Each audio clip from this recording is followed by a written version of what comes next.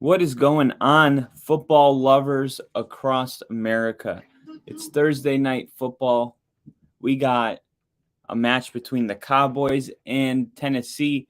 Quite frankly, Dallas should probably win this game by if they win by less than 17, I would be concerned. So right now, you got Tennessee going with their third string quarterback, not their second string quarterback.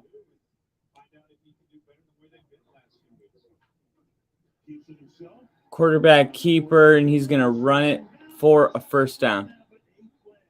There's a flag on the play. We'll see if that's coming back.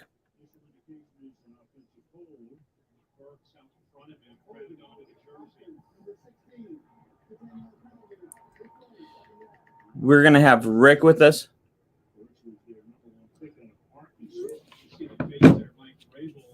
So, waiting for Rick right now. He's going to be jumping in here shortly for this Thursday night game between the Cowboys and the Titans. Malik Willis, honestly, I thought was one of the worst quarterbacks I've seen in a long time in the few starts he had. I think he had 3 or 4 starts with only 100 passing yards. Just not ready to be an NFL quarterback. So I think Tennessee going with their third string is probably going to give them the best chance. Dobbs, don't know much about him, to be completely honest, but he's going to start over Malik. And he had a pretty nice run for a first down on this drive, but it got called back for holding. And now it's 3rd and 16.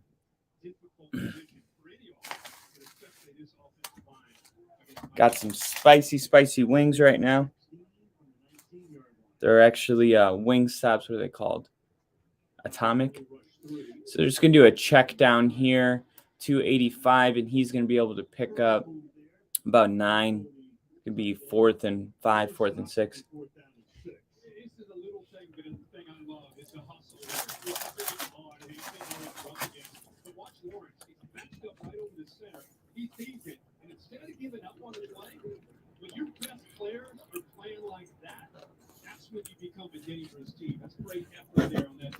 All right.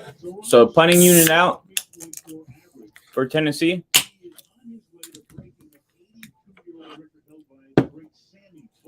Standing on the 15-yard line. Punts it at the 20. It's almost blocked. And it's going to be received on the 20 by Turpin. He bobbles it a little bit, able to regain control on the run. Sometimes you got to get ready on the way. There's a flag down. 10 minutes, 6 seconds. Knotted ball game at 0.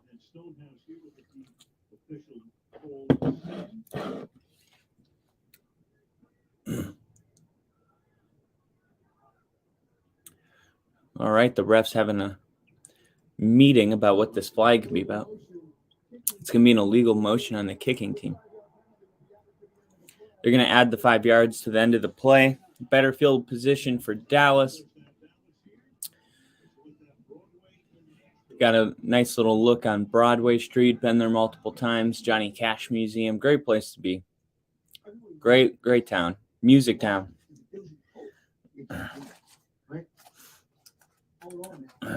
Man, these wings are super hot. Now, I'm not going to lie.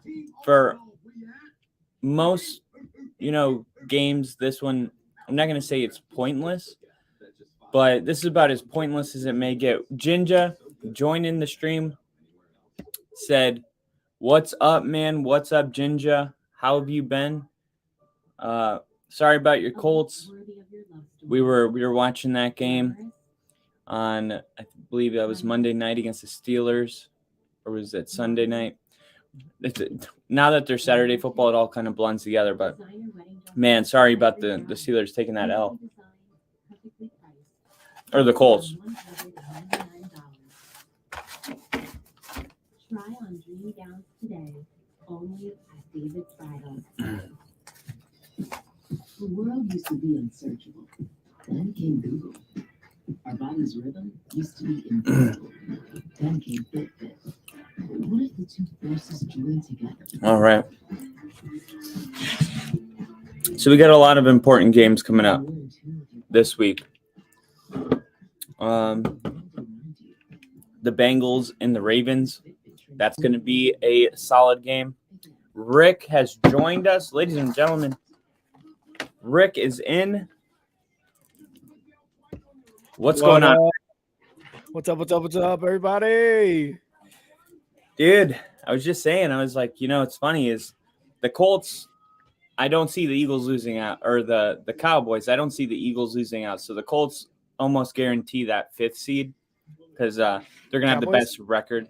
Yeah, the Cowboys. Nice. He's got the jersey. Like it. So that's what I was gonna say. I gotta.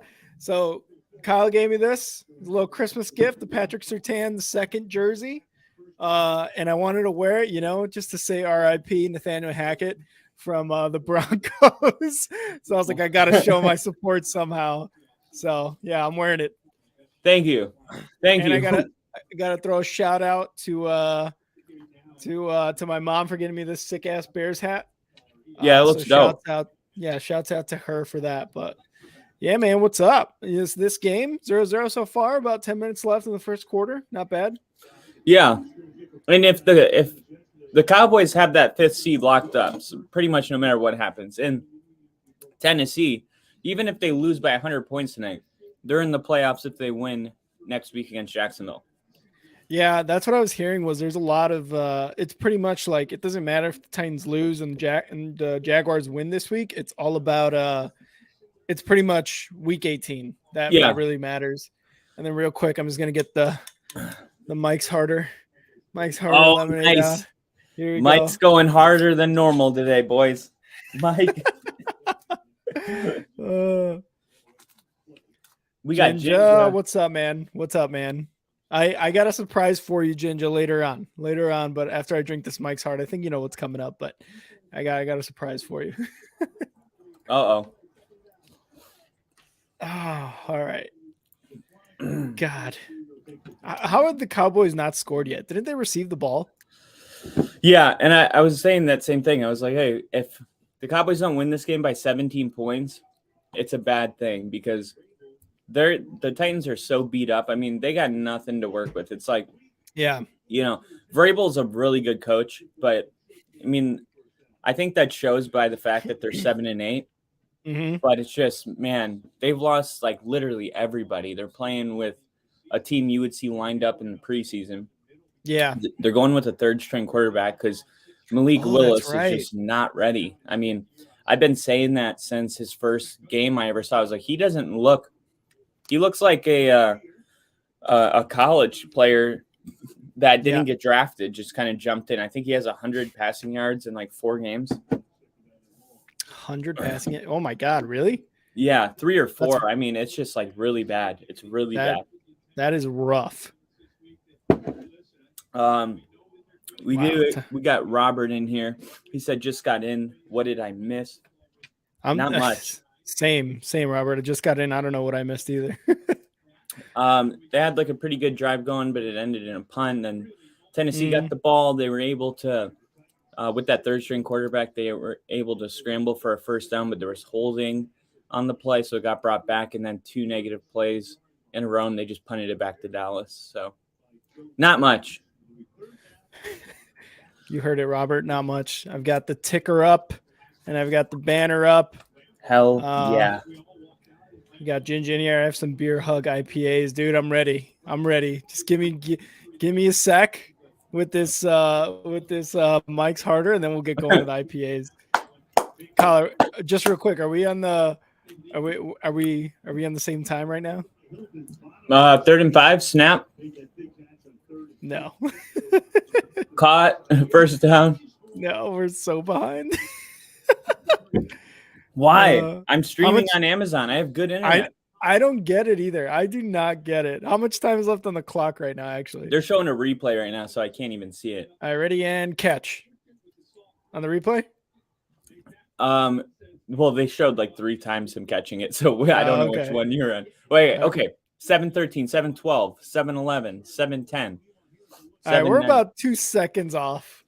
We're about 2 seconds off. Are you 2 seconds ahead of me? Yeah, 2 seconds ahead. Okay. So we'll keep that in mind. Be like, wow, they're reacting totally different. I know, right? They're like, that's awesome. You're like, what are you talking about? Oh shit! Oh, dude. So how are the holidays for you? A lot of football, thank God. I feel Yeah. like that got me through the holidays too. Yeah, it was good. You know, I Oof. didn't go travel anywhere, and I didn't really have family come in, so it's just kind of a nice. I love seeing family on Christmas. Don't get me Yeah. wrong, but obviously, it's just my family lives on the East Coast, and it's just a lot of travel, and it kind of gets in the way when you're trying to like just relax and stuff. Yeah. It's nice to just, you know, not have to host for anybody, not have to like wake up at certain times, don't have to worry about entertaining, just like Mm-hmm. just literally just watch football and watch Christmas movies. It's been great. I know. Yeah. No, that was great. The traveling for my family was rough because they got delayed. They got canceled on the way back home, and then they got delayed too. So it was a rough time for them. Oh, yikes. Yeah, I mean, it was bad for a lot. I know Buffalo, they, after the Chicago game, they had to stay in Chicago for like 4 days. They stayed in one of the Barstool River North bar. Oh, did they? So yeah, it was really cool. I thought that was really, really cool. That's what's up. Dude, He goes, go ahead. Oh, I was reading Ginger's latest message. If you want to pull him up, I'll let you produce. Mm-hmm. He said, that short you made where Tom Grassi rated you was awesome. He was pumped when you cracked open a beer to him. Yep. Yeah, that was awesome. I don't think he that. realized that he had rated me twice, and then I said, Yeah. he's like, oh yeah, the Bears Broncos things. I knew I remembered that. Yeah. Because I actually told him. I remember the first time he raged, he's like, this guy's a Bears and Broncos fan? Yeah, and I was like deeply insulted. I was like, wait. How dare you? I'm wearing the Broncos jersey for I you. know, that's How why I take dare it back. you? I take it back. I like Justin You Fields. bastard. You I bastard. actually I was so mad when they drafted Surtain, which is ironic because that's the jersey you're wearing. But I was like, why? I was like, why wouldn't you take Fields? Like, we haven't gotten this right in so long. Oh, and Zeke okay. with a really good little stutter step there. Yeah. He's really good at just picking the hole and just busting through it. Like, he doesn't do a lot of dancing. He might do a little stutter step, but that's all you get. That's how you got to just go to life. Pick the hole and bust right, through that hole. Just get right through that. There wasn't a gaping hole in there, but he shoved it in there anyway. Oh, we got Robert too. Yeah, that's how I found you, through the grocery raid. Well, Robert, appreciate you sticking through, man. Hopefully you subbed and you're here now, so that's really all that matters. Oh, we got a direct snap to Zeke. Yeah, we had Dak running out to receiver. Wow. I think he got to like the one here, right? Second and goal. Yeah, he did. It was funny. Dak didn't even get lined up. I'll show the replay here, I think, because you're gonna huddle. Dude, the offensive coordinator for the Cowboys looks exactly like my friend in high school. Like, I sent him pictures, and it's just hilarious. It's like his name's Jake Morty, and like he looks Morty? Morty. A guy who looks like that and his name is Morty. Yeah, that checks. That 100% checks. Oh, Zeke rumbling through. Oh, does he get it across? They said he got in. He said he got in. That's that's why I started Zeke this week. Hey, congratulations on not finishing last in the league. Good shit. Oh, wait, what? I didn't start Zeke? Damn, I dropped it again. Man, it's because I have nothing to play for. I keep I'm like, well, I didn't win and I didn't lose. I'm literally in purgatory until the season ends. Robert said he did sub. Appreciate it, Robert. Appreciate it, man. Thank you. He did. And I was also, because for whatever reason, when I do the live streams, and you probably are the same way, I forget to tell people to I definitely always tell people to subscribe, but I forget to say like and share a lot. Yeah. And I remember I said it after the Grassy raid, and they were like, oh yeah. Everyone went and liked, it was like, oh yeah, that helps too, It does. And I mean, you mentioned it, right? Like, We are currently sitting at 96 subs. If you guys can like and share this stream to get to 100, and Kyle will do a butt chug for the entire stream. Wow. Right. Oh my God. For 100? Actually, if we get 904 people to subscribe to get to 1,000, then he'll probably do it. I will. I'll do a butt chug. Shameless. It doesn't take much for Kyle. No, I'm just kidding. If we get 1 subscriber, I'll do the butt chug. Just 1 subscriber. Like at this point, he wants it. I know, right? Dude, it's like, how about half a subscriber? How about that? If we get 1 like on this video, I swear. It's butt chug time. I saw the new Avatar. Oh, how was it? I know you were asking me about it. How was it? It was amazing. Really? Like, did you go to the IMAX thing? Yeah, like you were saying. Okay. I went to IMAX because what I found was there. It's 2022. You like go to a movie theater and it's like IMAX 3D, IMAX laser 3D, Dolby, and you're just like, fuck, what's the right one?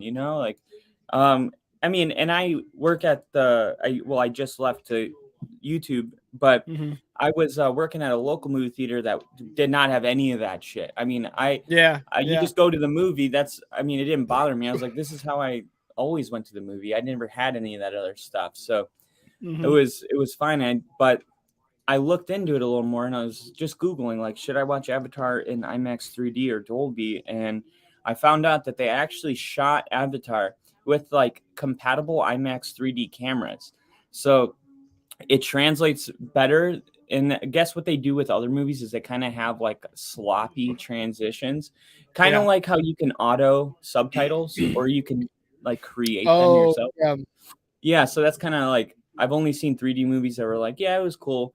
So dude, I've never been, it might also could be because I haven't seen a movie in 3D in 5 years and technology just got a lot better, but from what I heard, IMAX was the way to go. I never really saw the first Avatar. I did, but I was like younger, so I didn't remember everything. So I watched the first Avatar, mind blown, like totally mind blown. I'm like, dude, this was such a good movie, and all I remembered is that they get different bodies, like as a kid. I didn't remember any of the details or why, when, how. So I watched the first Avatar, and I'm like, fuck, dude, I wasn't ready to leave Pandora. Like it was so dope. Yeah. I was like, I'm one of the luckiest people. Like, all these people had to wait 13 years for a movie, and I'm literally driving after watching the first Avatar to an IMAX theater to watch Avatar 2. I'm like literally driving back to Pandora, if you will. And it's one of those things where you get so like involved in the movie and involved in the world, you know what I mean? Like that movie creates, or like the universe, I guess that they call it now with like Marvel and all that stuff. That you just don't want. You just like, God, how can I be a part of that movie? That's what you want. It makes you wonder, like, what do I have to do? Where do I have to move? How can I live that type of? And it was cool because James Cameron, he has only directed 3 movies in the last like 20 years: Titanic and the 2 Avatars. So he doesn't direct much, but he said, and then we'll move on. I know this is a football thing, but this is a big deal in the world. So he said that the post-production meetings, they were like, hey, I want you to get rid of the flying scene because it's not really adding to the storyline and it's just like taking time away. And he was like, yeah, the point of it is not to add something to the storyline. The point is for the audience to be present in the world. And I think that's kind of how like people get so engulfed in the storyline, is because it's like created in a way where it's not like, okay, what's next? More. Like you get a chance to be still in this world with them. And dude, I went and saw the second one right after. It was amazing. I was like, dude, they're just doing such a good thing over there. Like I never really got into like Star Wars and like that type of movie, but I'm definitely going to be watching like every Avatar. Like I'm a fan. All right, we got, so right now, what is it? Second, 3rd and 8. Oh yeah. Oh my God, fingertips. Yeah, that would have been a good one to bring down. A little confidence builder. We got Steve here in the chat. Konnichiwa, you all. Hope everyone is doing well so far. Steve, appreciate you here on the stream with us. Robert's like Avatar, just like The Incredibles, waited too long to make a sequel. I have no interest. I don't know, man. I said the same thing. I will say, like, especially with The Incredibles, I was like, I feel like it's too long. But then you get there, and like Kyle said, you have that experience with it, and you're just like, hell yeah, that was a great time. Yeah, that's why. I mean, that's why I was lucky. Like, I waited 2 hours between ending the first and watching the second. Oh, nice. You know, because Wait, where did you go? Where did you go for Linwood. the IMAX theater? Linwood. Okay, Linwood. okay. Yeah, it was Yeah, an I was hour like, and a half what? drive. Really? Oh my It was, god. yeah, it was an hour and a half away, but it was like totally worth Totally it. worth it. Yeah, I was gonna say 100%. because I felt that way with like the Harry Potter world, and then going to Universal and actually being able to go into like the little Harry Potter world they have there. I was like, you could even ask like my wife. I was like, this is fucking awesome. I am like having the best time of my life right now. It was Yeah, just a good time. It was a yeah, good time. it's awesome. They should make like an Avatar world. I'm sure that's next for I think that was the United States. but yeah, dude. What did you say? I think that's the United States. Yeah, just taking over native people's country and stuff. Oh, I'm just kidding. I'm just kidding. No. I'm saying like they should make an Avatar world though. Like, like how you went into Harry Potter world. Would it be under Universal, you think? I think so. I mean, it's Because it not was a Universal production. Oh, then no, then they probably wouldn't put it in Universal. Then it would probably have to Yeah. be something completely different. That's such a bummer. I But know. yeah, dude, no, totally. Now that I know what you're saying, like, yeah, when you watch that movie, like nothing I was so like disgusted of like greed. It was like, man, greed is such a terrible thing. It's so toxic and it's like nauseating, like at the level where like you don't respect other people, their traditions. It was like I always thought they were in a VR reality where nothing was real. So I like didn't really understand that these were real things that have a real way of life that should have been respected. And it's just, you got the military dude with the bulldozer and, bench pressing like a typical grunt. I'm like, dude, fuck this guy. Fuck him. I gotta watch the first one now. I really gotta watch the first Oh, one. yeah. Like you said, You have I to rewatch forget the first one. I forget what happened, but yeah, I don't know. Oh, yeah. I don't know. Dude, watch the first one as like fully focused, like grab a beer, just sit down with Natalie. It is so freaking good. I mean, obviously, I don't even know which one's better. That's how good they are. I love it. I love it. 91 players used in the 2021 season, most in NFL history. 597 games lost due to injury in the last 2 seasons. Most players on injured reserve 83 times in the last 2 seasons, most in the NFL. Oh, that's right. Jeez, Derrick Henry is literally the saving grace of this I was going to say him, and like the fact like that Vrabel is just like a good coach. Like that is really the young this team and keeping this team in the playoffs right now. Oh my God, absolutely stuffed there in the back. Yeah. So 7-0, Cowboys have the ball back. It just seems kind of like an inevitable thing here. This game will break open at some point. Even the Colts game, you remember, it was like kind of close at halftime, and then the Cowboys scored like 33 points in the fourth quarter or something crazy like that. Yeah. I could see that happening here. What's his name? The quarterback starting for the Titans right now. Dobbs? Is that Dobbs. what his name is? Yeah, Dobbs. I'm going to crack my door. He looks like a 15-year-old. He probably is, dude. I know, right? He's like probably Vrabel's nephew. Just got the call. Nice pass to Davis there for the first down. It doesn't even matter. Like, it's crazy how Dallas could just do that. Like, they'll get sacked or they'll get stuffed in the backfield, and then they'll still get a first down. Like, it's just insane. Ooh, Dak. There you go, Dak. Check down to Schultz past the 50-yard line. I think knowing that the Cowboys have nothing to play for next week, I guess pending a Eagles win this week. Yeah. The goal is probably to have an extremely dominant game and rest the players next week. And this kind of being the last thing because it kind of does matter. Like teams that go into the postseason hot have a better chance of succeeding in the playoffs. So, Oh yeah. oh, what a great run! Wow. Who is this guy? Wow. Is that Davis? Oh my God. I thought he was gone. That was a great run. Right through the tackles, everything. He oh man, here comes Zeke to just get that touchdown now. Yeah. He's like, hold on, I'm coming. He's like, thanks, young blood. Let me get this touchdown. Real quick." That was such a good move. I like it. Protect the Mhm. ball before contact. Both hands on the ball as he was getting tackled. Love it. 25-yard line. About this, dude, I was just about to say, I think it's CD Lamb time. They go right to him, but not much, maybe a yard. CD Lamb, by the way, career highs in like receptions, touchdowns, and yards this year for him. It's just such good things for him in the future. Yeah. And, like he's gonna be such a stud. For sure. Yeah, I think he already is. Like, yeah, he's definitely, you could throw him in a top 10, but yeah. I mean, it's naturally, we kind of expected that when they traded Amari Cooper. We were like, okay, they want Lamb to be like the guy. And who is it that they got? I think T.Y. Hilton. They picked up, and he had a big play last week against the Eagles. Mm-hmm. I didn't even know who it was. I was like, and that's a great cat, Hilton. Who is Hilton? And then it clicked. I was like, oh, I'm not used to this. Well, you had called it too. You're like, I think T.Y. Hilton going to the Cowboys is going to be a good idea. And I mean, look what happened, right? Like that big catch that he had in that game against the Eagles came up clutch. So yeah, you had called it.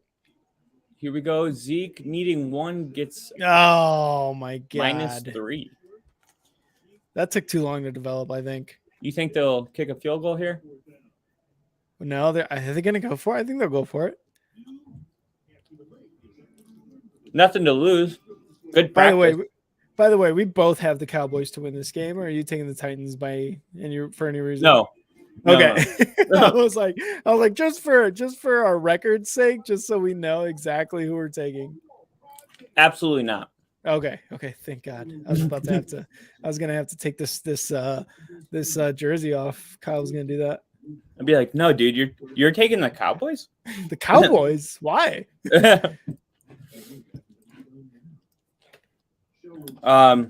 Yeah, I was just making a short. Damn, these wings are hot.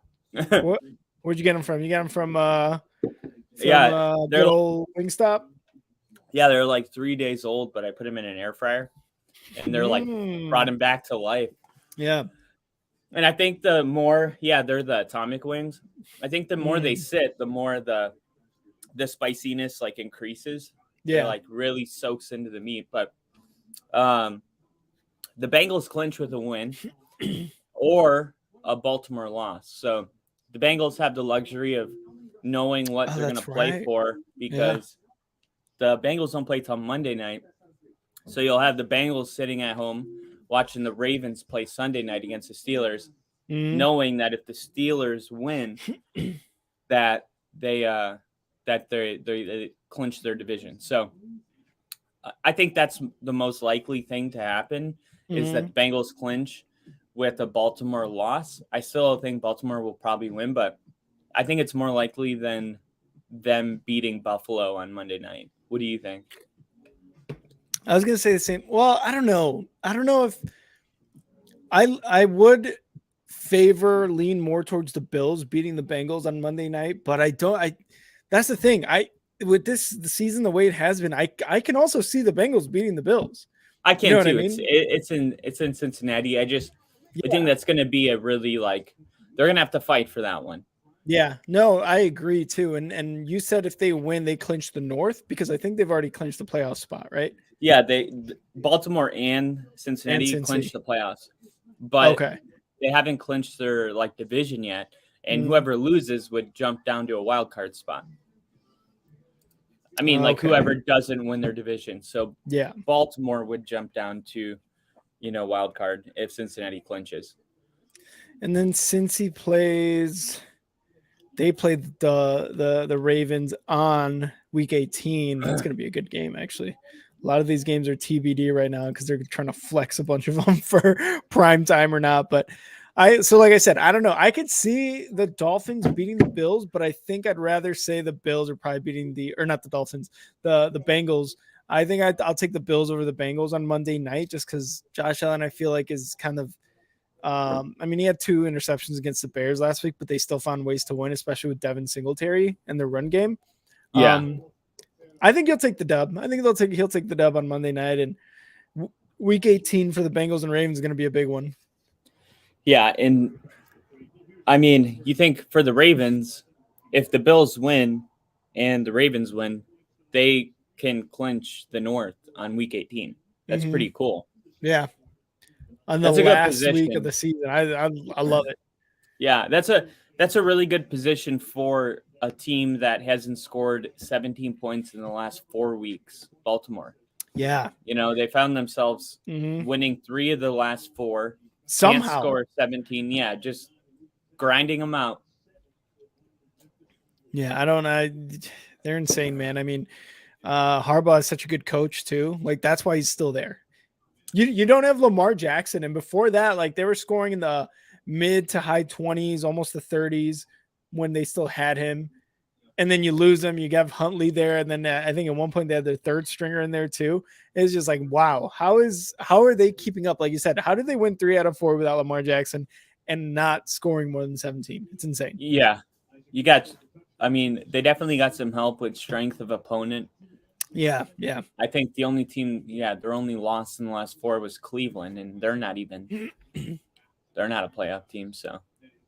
No, not by any means. God, no. Yeah, but I made a point on Monday's episode to talk about, no, it was Tuesday, to talk about, Baltimore, as sports fans, we're such like victims of the moment. Like we're like, yeah, Baltimore, whatever. I don't trust them because they have no offense. Yeah. But if you look at all the games Lamar was quarterback, they scored, 38, 35. They only scored 17 or less one time in 12 weeks. So like, yeah, it's just funny how we like see, 4 weeks. Oh, and he fumbles this one, picks it back up, keeps. Can you still throw it?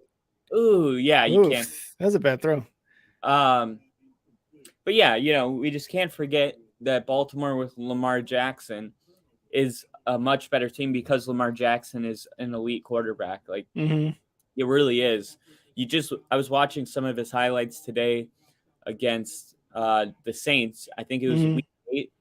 And there was just so many plays that I'm like, yeah, if that was Tyler Huntley, that would have been a sack. Yeah, like, I know. Oh god. Or not, and no shade at Huntley. Like if that was any other quarterback in the NFL, that would have been a sack probably. I mean, he's just he's a really special player, and I think they're just trying to get him fully healthy. And this kind of an advantage. Like I mentioned this too. I was like, what if Lamar's like fully healthy right now? And they're just like, no, like playoff time, we're gonna send you out on playoff time. Yeah, you're gonna be the healthiest player in the postseason period.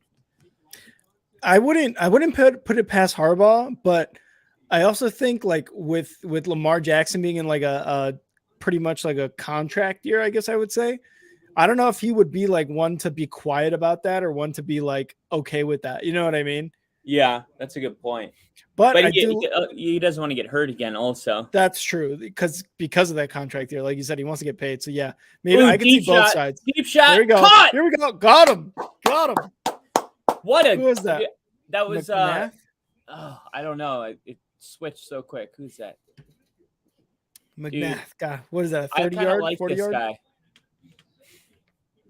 For 10, 20, 30, like 35 maybe. Dude, I like that's a wide open guy, but he hit him in stride, and I like that this quarterback seems confident to me. Like when he fumbled that ball, you saw him pick it up and continue looking for his receivers. Like those are the things that he looks like he belongs. Like Malik Willis is just literally like looks like you threw like an 8th grader out there that's fighting for his life every play. And there you go. He rushes for 6 yards right there. Like he's doing really well. Yeah. It's like the game doesn't look like it's moving too fast for him. Yeah. You heard it here first. Kyle's going to draft Dobbs next year's fantasy quarterback. Yeah. That's his fantasy quarterback for next year. Dude, stop giving away my secrets, man. Jen just said, my boy Ty. I was glad so Ty was a Colt. So Ginger loves that shit. Anything Colts related, Ginger's there. Yeah, just he was also he was a Miami guy. So he was. Yeah, he went to Miami. He was. Oh, okay. Yeah, he's South Florida. He went. I think he might have went to the same high school as Jerry Jeudy. Oh. I think potentially. Did he go to Deerfield Beach? Anyway, I mean, he was in one of those high schools down South Florida. So I like T.Y. Hilton. Really good on the Colts there with Luck too, while they were both still playing. Yeah, Ty seems like if he could have just gotten like a real quarterback, he reminds me of Emmanuel Sanders a lot. Yeah. It's just Emmanuel Sanders got to play with Peyton Manning for like 4 years, and Ty, he got Luck, like you said, but that's kind of it. QB sneak. Yep. Did he get it? Looks like he got it. Oh, they totally got it. Yeah, he got. I love when you have a running back in the back. God, he looks like such a kid. He's bald. Yeah, but he looks like such a child. You know what I mean? He looks like the Black Caillou a little bit. Yeah. Right, because it was bald.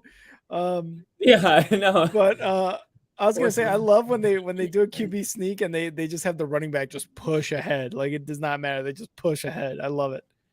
Yeah, so this guy, he went to Tennessee. I'm trying to remember him. Class of 2017. So I do maybe like he got hit there. He tried to give it away. Should have thrown it away, honestly. Yeah. We got Ginger. Dobbs looks good compared to anyone we've thrown on the field this year. I mean, yeah, you guys, the Colts have not really gotten anything going. Ryan, Ellinger, Foles. I mean, that just kind of reminds me of the Bears like a couple of years ago, or last year actually, the year before that when they started Trubisky. Like it was just bad.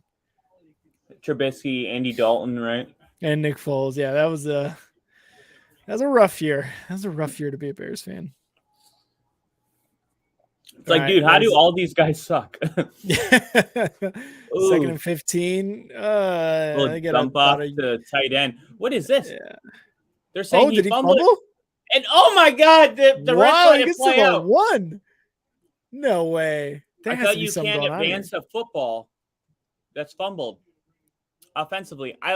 I'm never gonna understand this fumble. I don't know. I don't get it either. Oh, he's down. Oh yeah, he's down. Yeah, he's totally down. Oh yeah, the fact that they almost got away with snapping the ball. I know. Can you grab the eggnog stuff? Thank you. We're about to get lit. Oh no, I'm just kidding. That's a lie. That's a lie. Kyle's about to get absolutely slammered. Do you like that eggnog Christmas drink stuff? I like eggnog. I've never really had it with like alcohol. Oh, dude, it makes it even better. Whoa, really Robert in the chat. Every year is a rough year to be a Bears fan. How dare you? Wait, no, I think Robert is a Bears fan. Wait, Robert, are you a Bears fan? Because if you're a Bears fan, then yeah, you have every right to say that as a Bears fan. Yeah, I think we were talking about Bears fans, and we were talking about how difficult it is year in and year out. Yeah, absolutely it is. I was like, dude, I can't wait for Rick to meet you because you're a Bears fan, and if it's the same guy, good. I'm 99%. Yeah. Yep. Yes, I am. All right, then yes, Robert, you understand the pain. Then you 100% understand the pain. Born and raised. I love it. Born and raised. You're like, okay. Oh, come on, man. Fumble. That's a fumble. I think Cowboys got it there. Looks like it. Based on the Cowboys. The Cowboys pointed first, so it is their ball. Confirmed. I love seeing the ref down there getting in the pile, pinching fingers, trying to secure that ball. Refs doing everything in their power for the Cowboys to win. I wonder if they ever look and it's like two people equally have their hands on the ball and the refs just look at each other like, okay. They're like, who do you think it is? They're like, Cowboys. Who do you think it is? Titans. All right, paper, scissors, rock. We'll see who wins. Wait. Let's look at the players, and whoever has more of their hands going this way. Whoever's pointing it to more them. hands downfield. I always think that's so funny. Like the first person to point, yup, it's their ball. Yup, they're right.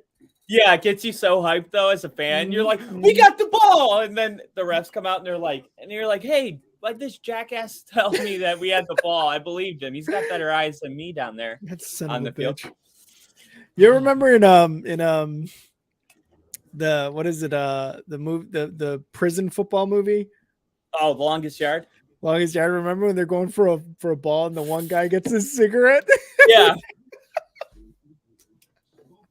I love Oh, that. God. He's like, ah. And that is the only reason why smoking cigs is illegal in a game. Honestly, it should be legal. Nothing Like else. if you can play at the NFL level with a cigarette in your mouth, like get out there. Get out there. You should 100% be able to do that no matter what. That's the attitude we need. That's why Cutler did it on the sidelines. He's like, well, I can't do it on the field. I'm going to do it on the sidelines. My baby don't mess around. Robert Payne, all I know is pain. Pain, all I know is pain. Hey, we might get the number 1 draft pick this year, or at least the number 2. You never know. Andy, the emo mindset has entered the chat.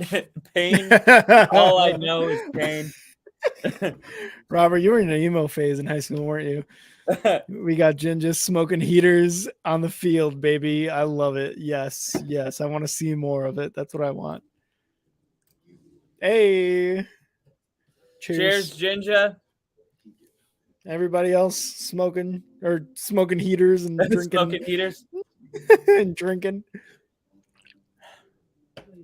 Oh, man. Nothing better than football and alcohol. Yeah. Literally nothing, Kyle. How dare you even attempt? How dare you? I was thinking football and family. Stop it. Christmas is over. You're like, the only people that don't think family goes better with football than alcohol are people that lost their family because of alcohol. Have you not thought about them, Kyle? Have you not thought about them? All right, Cowboys back with the ball here. About to be 17-0. It really is. It really is.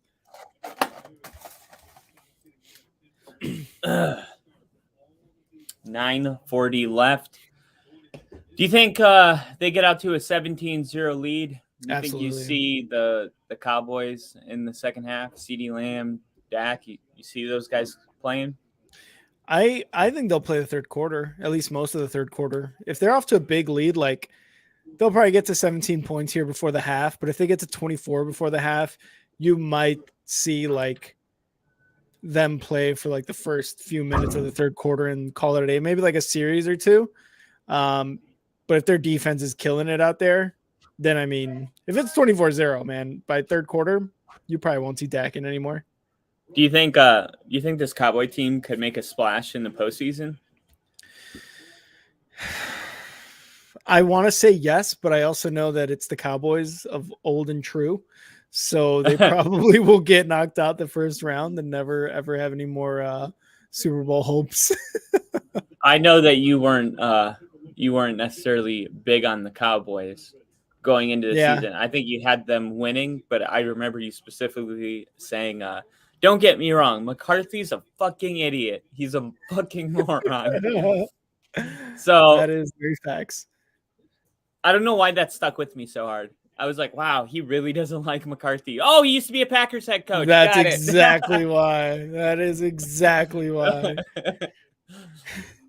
You're god dang right. It's the resent is built up.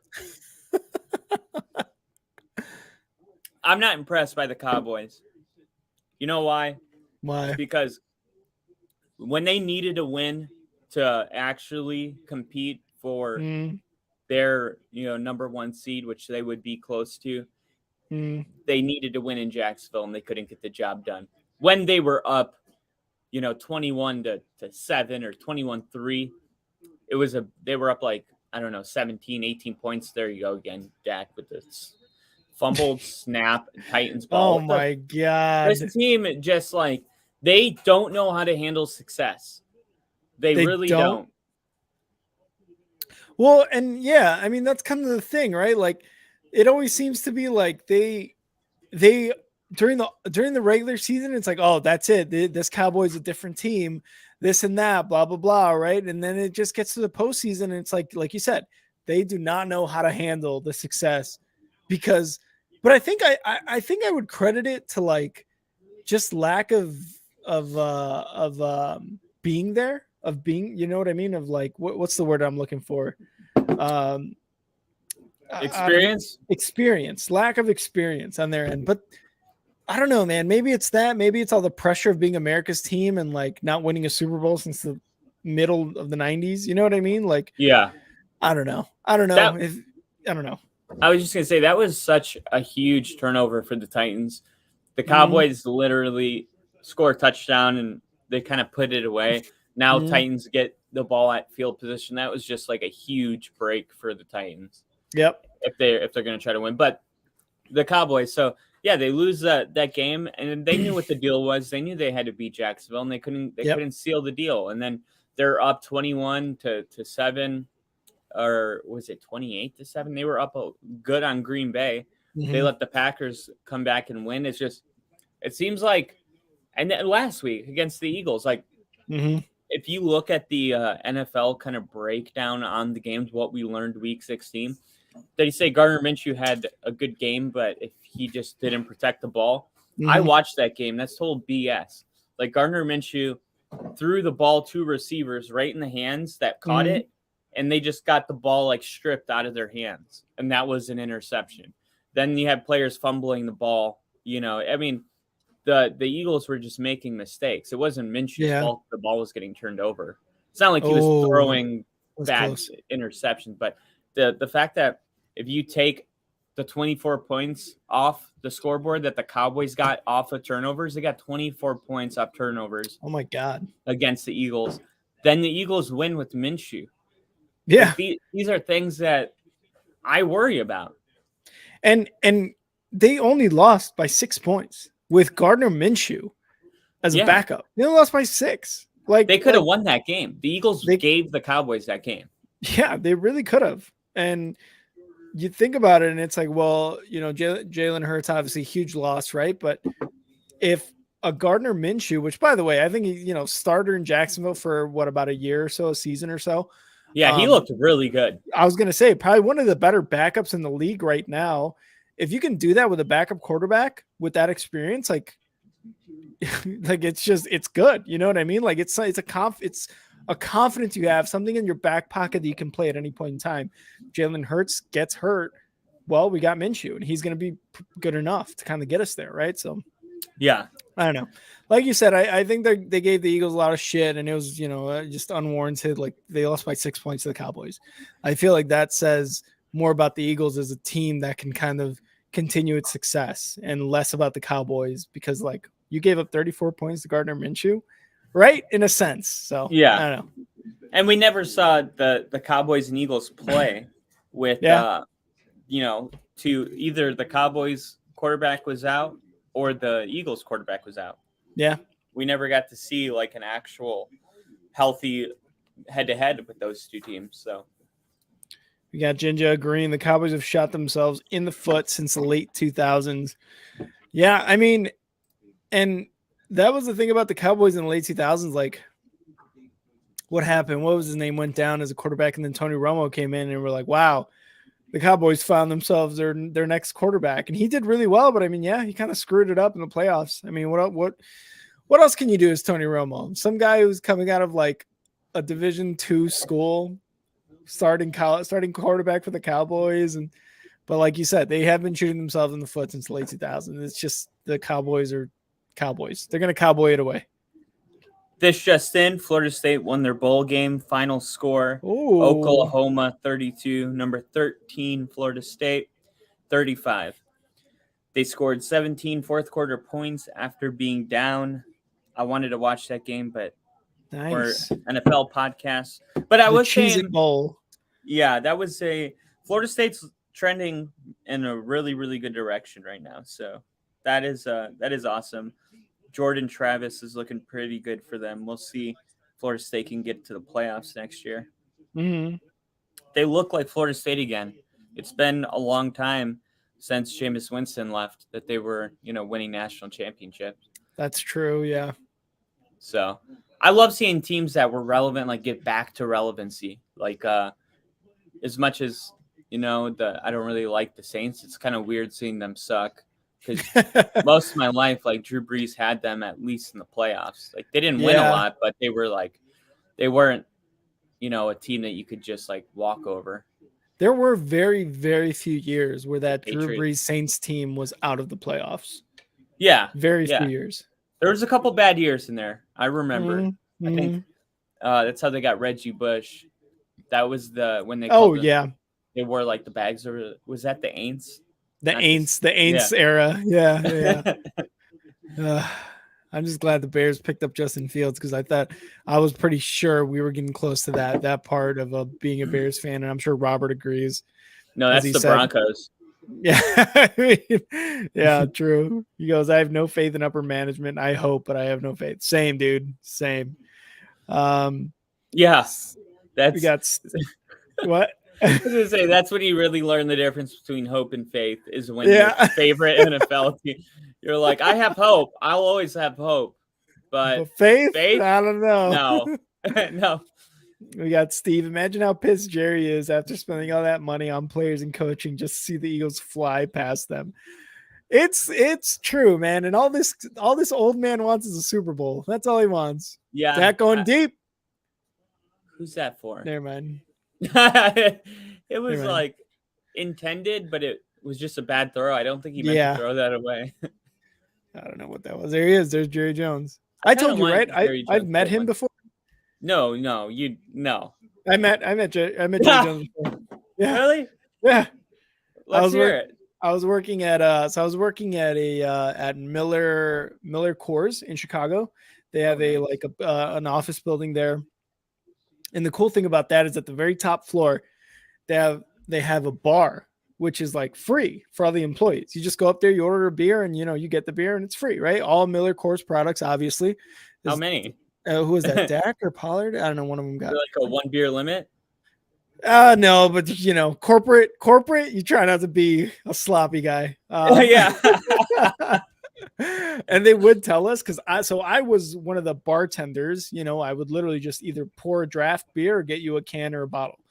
But I was one of the bartenders there, and what happened was the Bears and the Cowboys were going to play that year, and the president, Ted Phillips, and Jerry Jones and like a bunch of his guys were meeting there to I guess to discuss either the game or like some other stuff, partnership type of deals or whatever. And I saw Jerry Jones, I saw his wife, I saw Ted Phillips, a lot of guys from like both teams. And I remember Jerry Jones coming up to the bar, and he ordered whatever it was that he ordered, and he was telling us a story, and he was just saying something, and I was like, this is insane, man. I'm meeting Jerry Jones, the owner of the Dallas Cowboys, and I just kind of I was like, hey, Mr. Jones, is all right, just shake your hand real quick, give him a handshake, and he's like, absolutely, man, and he shook my hand, and yeah, that was it. It was a pretty cool story. It was a pretty cool experience to meet Jerry Jones like that. Yeah, that is. I can't believe I'm just hearing the story. I'm so mad and happy. I could have sworn I told you, but I guess not. No. That is such a cool story. Probably the most famous person I've ever been within 5 feet of. So yeah. Yeah, it's funny how like you think that you'll be, and then like when I was working at a nightclub in Miami, I had a little earpiece in, and they were telling me, they were like, stop whatever you're doing. They were like, table 5 VIP. And that was always like, oh, somebody's coming in. And then they come back in my ear and go, super VIP. And I'm like, all right, who's here? Who's here? Because it's Miami. So like, and they had just won the championship game in Miami Heat, and it was Ray Allen.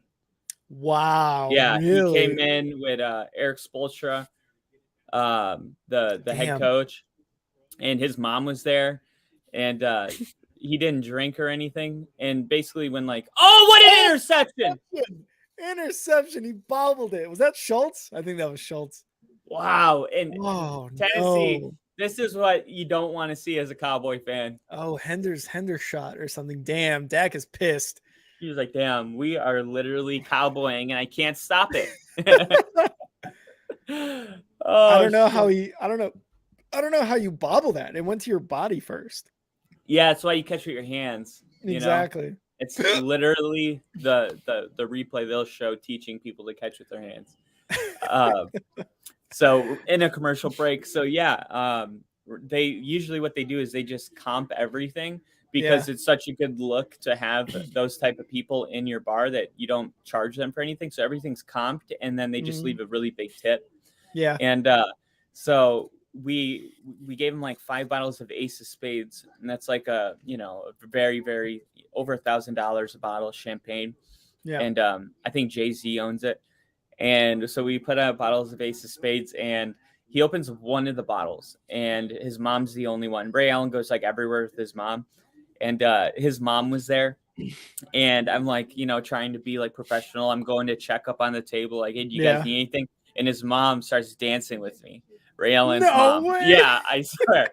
So Ray Allen's mom started dancing with me, and it's like, it's one of those things where like it's a bad look if I'm like, no, like you're supposed to have fun, but at the same time, you're also like, am I going to get in trouble for dancing right now? You're just like stuck in this. And I'm like, you know what? Just fuck it. I'm going to dance with Ray Allen's mom. So like, we're like dancing and stuff. And he had a big smile on his face. He's super tall. Like, on basketball, they're all giants. So you don't like realize it, because they're all giants playing against each other. But you get in an elevator with one of them and you're like, damn. You're like, God damn, right? Yeah. You're up there. Yeah. Your head's you're ducking, man. You're a big guy. But yeah, he didn't drink. So they like left after like 45 minutes. It was just like a quick stop. And the bottles were, already considered gone on the inventory. So I put them all in my backpack, the ones that weren't open. They left I got a $700 tip because we have to split it between the bottle girls and stuff. So I ended up with $700. So ended up having like an after party at my place with Ace of Spades, like 4 bottles of it. Like it was like 70% of 4 bottles. Yeah, it was literally like just one of the best nights ever. It's just crazy how that happens where you're just like, I have to have a party after this and I'm taking the alcohol. That's great, dude. That's great. That's what's awesome about big cities like Chicago, Miami, LA, New York is like if you're in the service industry, you don't have to be rich to like live like a rich person because you just get tipped a lot of money and be in box suits and shit like that just because people. Oh, a little halfback screen goes all the way to the all the way to 38, 30. Yeah, 30. No, like the 31. 40. Oh, damn. I think the 31, yeah. It looks like it was just short of 30, and I'm like struggling to do math. I'm mathing right now. What is that, 41 yard line then? Yeah, that's like the 44. No, 30. 31, 32. Okay, thank you. God. Woo! Steve said maybe the most richest person you've met as well. Yeah, I would say Jerry Jones is probably the richest person I've ever shook hands with. And I'm sure, I don't know, like other than Ray Allen, any other super rich people? That is for me, the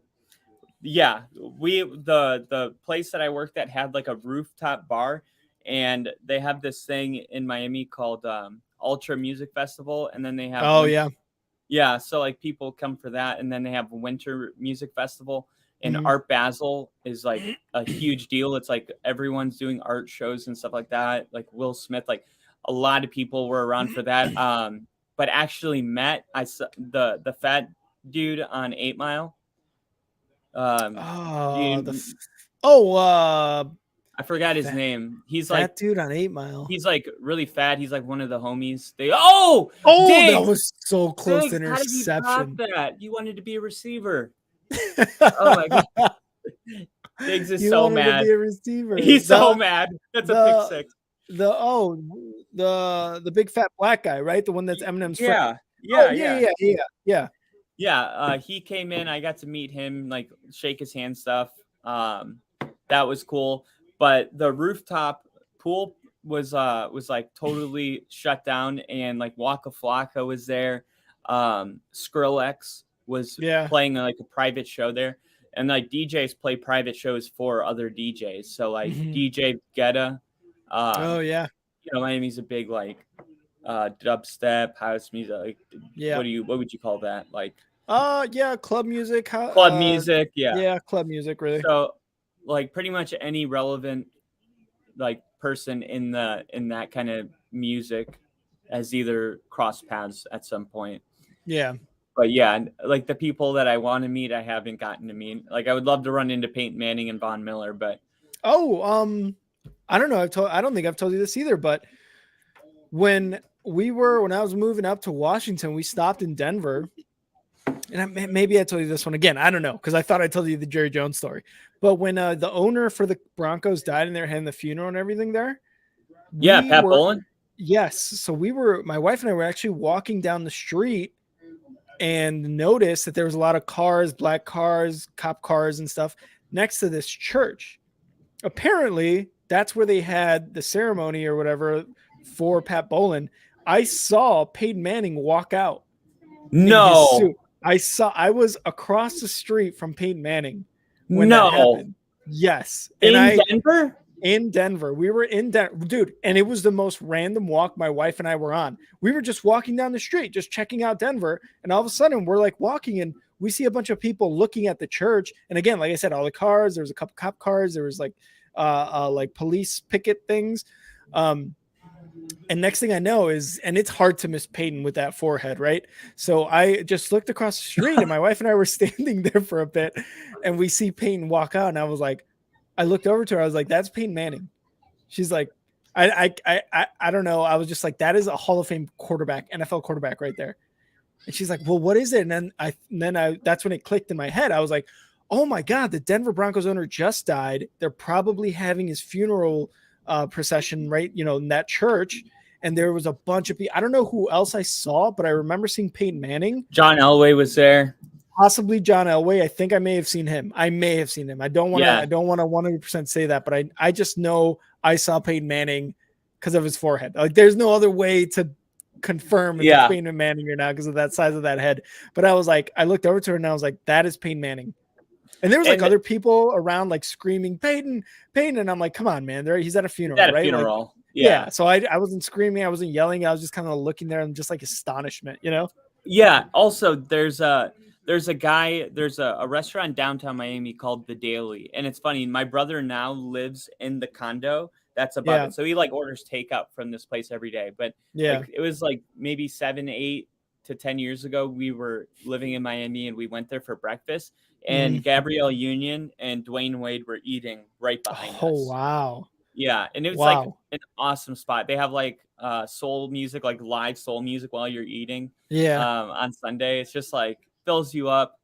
It's like such that was like actually probably one of the most like I didn't have a normal breakfast. Like I didn't bother them. But I didn't take pictures. I didn't bother them. The whole time I was just like, this is like crazy. Like they're like eating right behind us. And it's just leave them alone.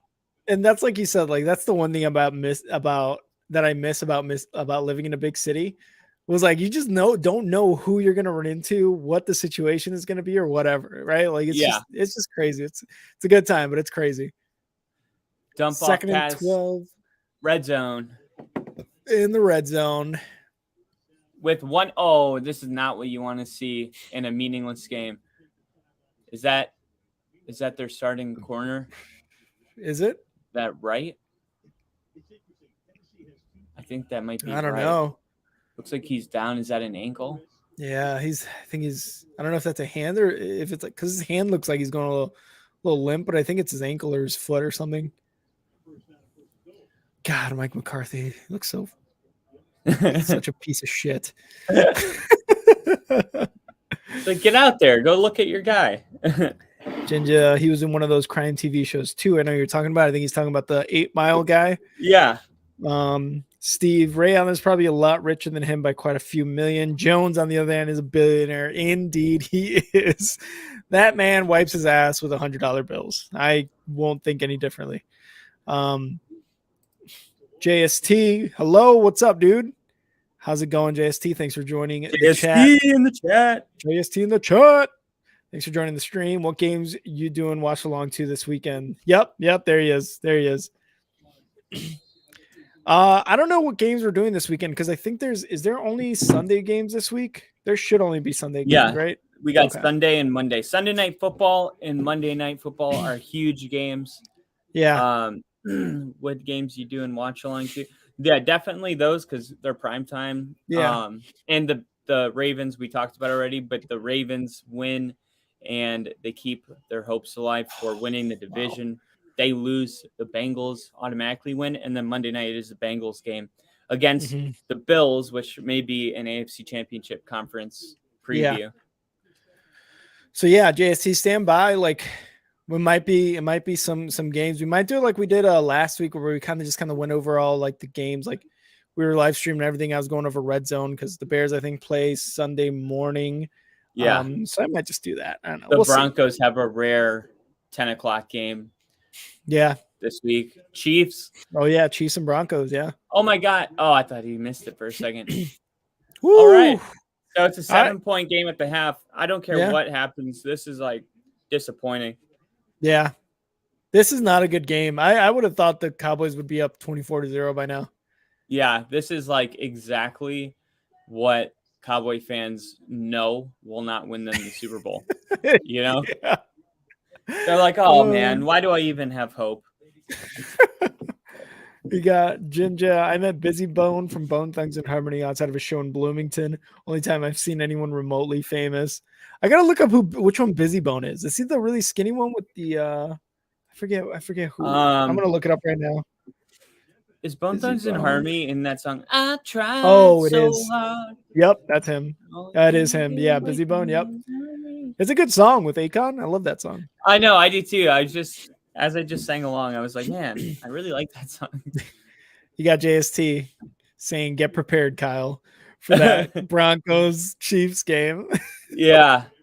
We don't even have a coach, man. Like, prepared for what? Yeah. It was like, I heard Vince Vaughn's going to lead the Broncos out of the tunnel. Like, Owen Wilson's going to be OC. Oh my God. You got Adam Sandler calling defense? Yeah. At this point. Oh, man. Is that The Rock as a D-line coach? I would take that. I'd take that. The Rock at least played some football. That's true. College. That's true. University of Miami. JST, what are you talking about, man? Why are you only talking to Kyle, bro? I got the Surtan jersey on right now. Is it? We're both ready to go. Yeah, is it Russell? Is Russ out? No, right? He just got benched that one for Rippin, right? Yeah, they took him out because they knew they couldn't win. They didn't take him out because he was hurt in performance. Get him as your head coach. Honestly, Russ might be a very good head coach in the future. I think he means The Rock. The Rock, yeah. Yeah. He'd be more of an ego. He'd have more of an ego than Russ. Broncos quarterback Russell Wilson devastated by head coach Nathaniel Hackett's firing. I wish I could have played better for him. Come on, dude. Shut up. He's such a liar. He's like, he was holding me back. You think so? You think that's what you got out of that? Yeah, I don't know. I feel like he's only saying those things to just say them. You know what I mean? Like, I don't know. Jerry Jeudy came out and stuck up for Russ today. First time I've seen that this year. Yeah, I saw that too. Tweet. Yeah, it was good. I don't know. What do you think? Do you think he like means it? Yeah, I do. Yeah. I think people actually like Russell Wilson. I think the media doesn't. And when all of our information is owned by the media, we start believing things that may not be entirely true. And one of those things, and probably the biggest lie, is that the team doesn't like Russell Wilson. I mean, the team doesn't like losing. Like if we were 14-2 right now, no one would be like, the team hates Russell Wilson. They just hate the fact that we're losing. And we think obviously that shit must be annoying that he has his own office and, 10 parking spots, whatever the case is. Like, I'm sure they're maybe annoyed by that, but they also see the work he puts in. And that's what everybody that's come out outspoken has said. Like, you can say a lot about Russell Wilson, but I've never seen anyone work as hard as him. And yeah, and that's what I was reading as well too, that a lot of people were like, look, when you're a 9-time Pro Bowler and Super Bowl winner like Russ has, and how he's been grinding the last decade plus of his career, you deserve some things like that. So yeah, and it's not like, I think if he wasn't putting in any effort and they were losing, people would be pissed. But it's like watching Arizona's Hard Knocks in season. It's like you as a fan, you're just like, gosh, the Cardinals boring. But like if you watch Hard Knocks, you're like, man, every week they're like trying to pump themselves up to go, be the best versions of themselves. And it's the NFL. It's really hard to win. And I think if you watch that kind of effort up close and you see it not pay off, I think those are the first people to be like, look, it's not a lack of effort. Like we all could play better. Offensive line could be better. Everyone. Yeah. Yeah. I mean, there's not like one problem in Denver. And I still do have faith that Russell Wilson, because if he did just fall off this cliff and everyone's like, this is the worst contract in NFL history. It's like, not when it was offered, it wasn't. Yeah. Like I'm not sure. Even we said it when they gave him the extension. We're like, wow, this is a good move. Russ Wilson, good, like solid quarterback. He's going to be your quarterback for 4 more years or whatever it was. I didn't think anything negatively about that contract when they gave it to him at all. Yeah. And now you got like people like laughing about it now. It's like, look, nobody knew what was going to happen. Like even Russell Wilson, like haters didn't think that we were going to have the season we had. Like nobody predicted this. So why do we all act like, we knew this was going to happen? No one did. It's like, and plus he was playing at an MVP level last time we saw him. So to think that he dropped off the biggest cliff in NFL history seems a little more unlikely than, he's in a bad scheme with, bad coaching, whatever. I mean, obviously it starts with the O-line. If you watch Bronco games, you can't have 6 sacks in the first half. Like that is like, there's a serious problem with the O-line. Like this is a depleted Rams team. And I said it, eventually the defense was going to be worn out from the bad offense. That's why it was so impressive that they were number 3. Dak's going to take off and try to get field goal range. That first. Yeah. Get out of bounds. That's why it was so impressive seconds. that they were the number 3 scoring defense in the NFL, because they gave, opposing offenses like 200% more opportunities than Buffalo and San Francisco, because they couldn't score any points. So it was going to catch up to them eventually. Like, I think they got a good defense still. And that's what I was going to say. Like the defense for, 15 weeks put on a great showing. And then just like the 16th week, they're like, hey, bro, like we're tired. You know what I mean? Like, and it's totally fine. No. Oh, no. No way. Is he gone? Is that a pick 6? Oh, my God. No. Wow. The Cowboys with 3 first half turnovers. Dak is dacking. We're Dak to the regular old Cowboys. Dak to the future. Dak to the past. He tried to like, I don't know what that was. He threw it a little bit behind them, but he was also trying to like avoid that number 47 guy in front of him. Yeah. So I think he was just trying to get into the little opening that he had. Tiny window. No. You just can't do Dak. No, he cannot. If he would have taken it to the house though, that would have been great. You can do anything but Dak. All right, that was it for me on the stream. I'll see you guys later. Good luck. Is he going to get out? Is he? Oh my God. He stayed on his feet. No. 3, 2, timeout. Oh, that was a bad move. They don't have any timeouts left, do they? Do they kick a field goal here or go for a touchdown? Oh, no, you kick a field goal, I think. It's Vrabel, though. Wow, what a series of events. No. I mean, it doesn't matter if they lose. Yeah. You're not on the 2. You got to kick the field goal. Look at this. That's why they take Wow. ballet right there. Look at that. But then he trips because of the hand. 25 But I gets don't his think hand. I don't think he got down though. He wasn't down, was he? No, 29-yard attempt. Oh, here And we we got a go. 4-point game. We were talking about a 24-0 game. This is 4-point a game. 10-6 game right here. Wow. There you go, 10-6. Jesus. That's insane. Well, I think we're going to see the Cowboy starters here in the second half. Yeah. All right, let's get to a couple of these comments here. You got JST. Can you smell what the Broncos are cooking, dude? If The Rock did that as a Broncos head coach, I'd love it. Steve saying now. Don't be getting jealous on Kyle. You both are equally annoying, Chiefs and Broncos. So yeah. Unless you're talking about me, Steve, then I hate you. And then you had Jinja. The Rock was a hell of a head coach and Gridiron Gang with Exhibit. He was. On the gridiron, we do it my way, not your way, my way. Steve, I think Russell did not like Hackett, so Hackett got the hatchet. I think they were butting heads about plays and direction. What do you think about something like that, Kyle? Like, do you think that the offense was like somewhat at a crossroads with them too? No, I don't necessarily think so, because usually stuff like that kind of boils over. I mean, you gotta also realize it's not necessarily that that Nathaniel Hackett got fired at the time he got fired because of the Rams game.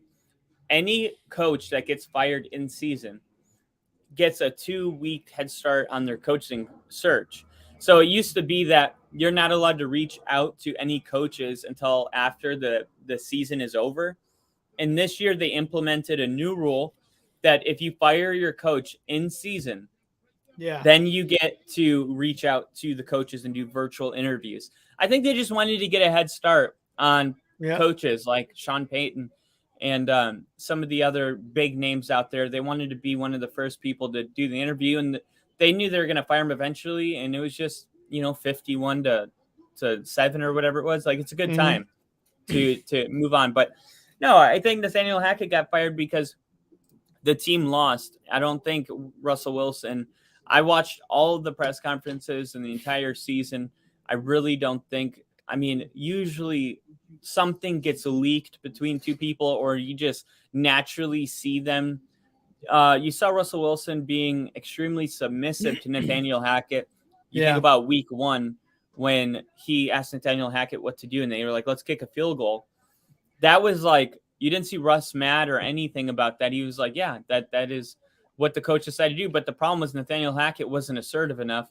So you had two people kind of just staring at each other until a delay of game happens. Like, so what do we do? What are we going to do? Yeah, I just think Russell Wilson's not the leader that like Peyton Manning and Tom Brady and, he's not like that. He needs a coach to be not his buddy. And Nathaniel 100%. Hackett is buddies with Aaron Rodgers. He's a buddy head coach.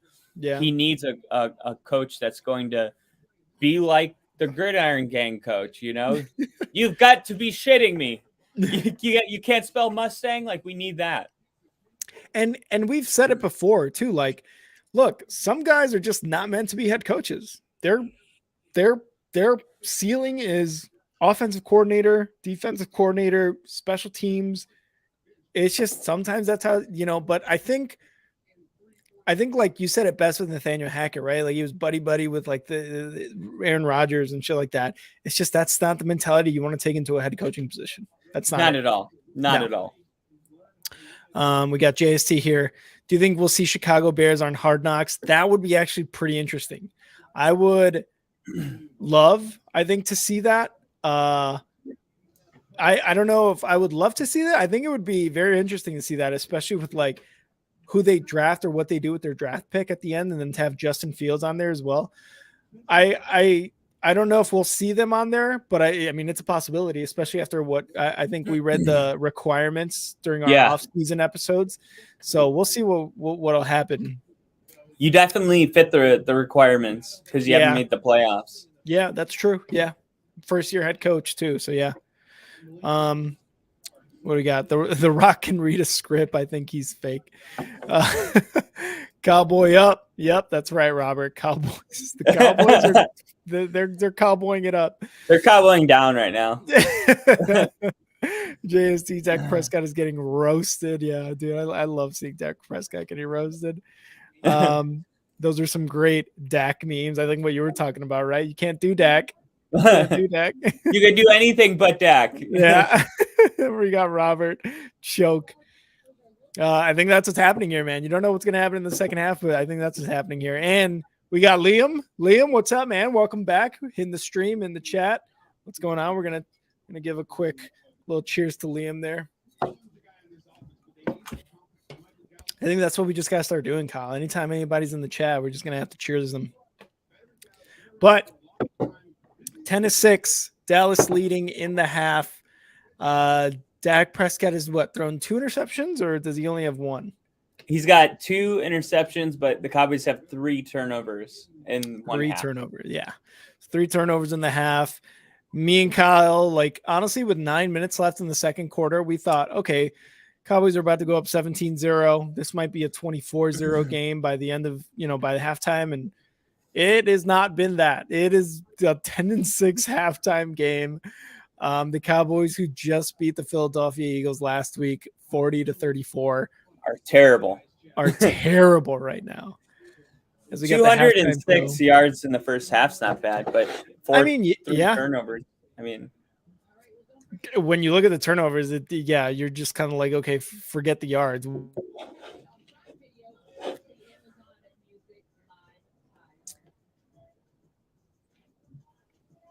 Oh, did I go blank there for a bit? Yeah, you went black on us. You were off the mainframe.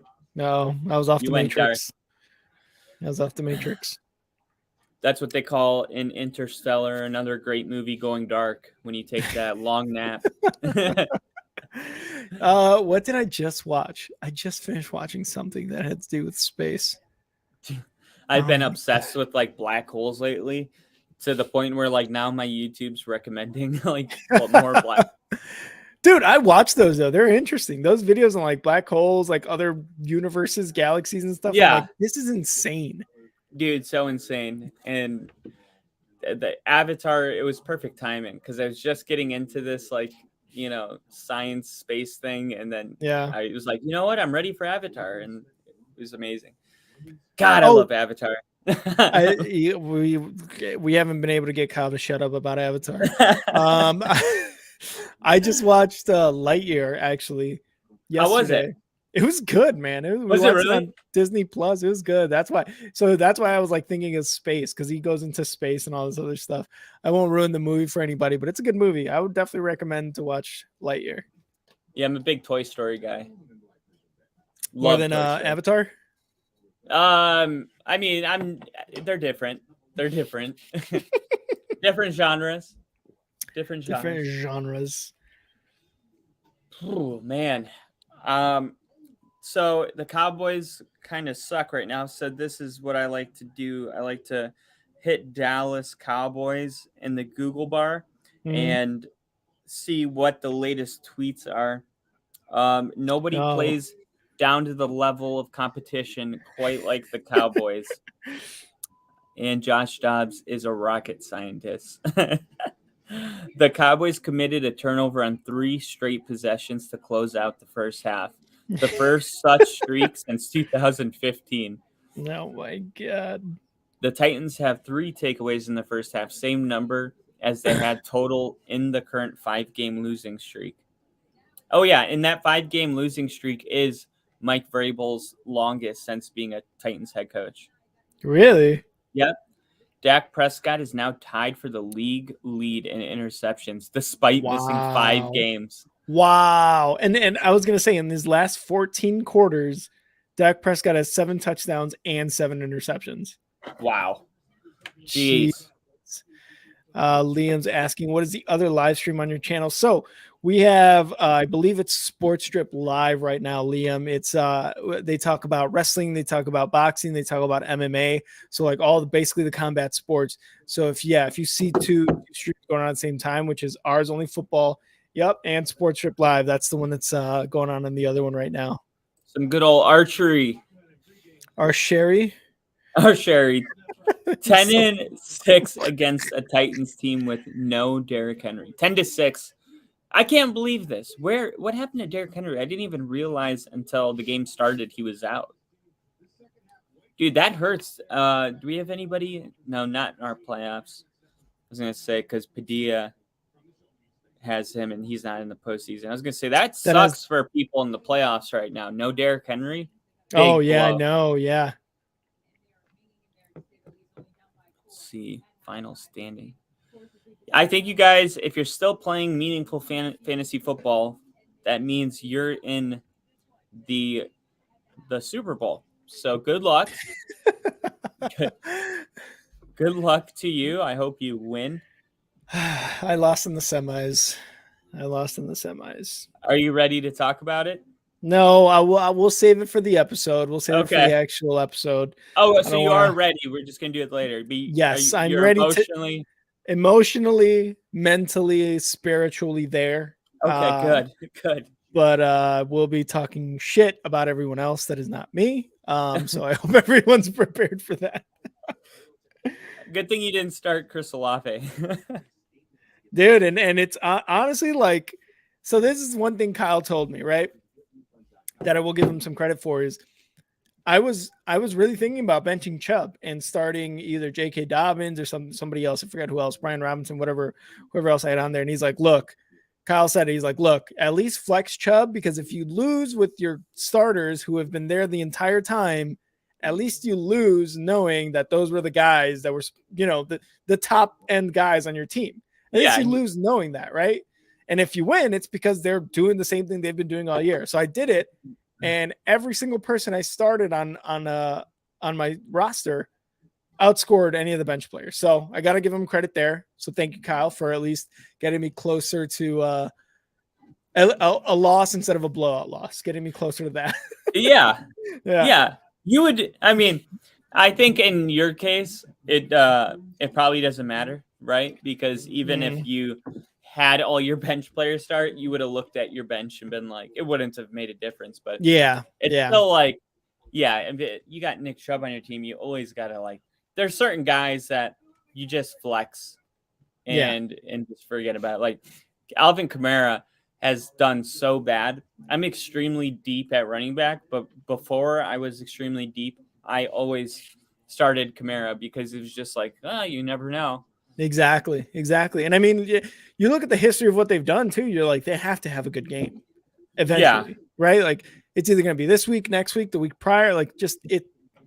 Like I said, you kind of just have that mentality going into it. And if you lose with your best guys out there, then you know that you did your best that you could with the lineup. So you got that boom potential with those guys. Yeah.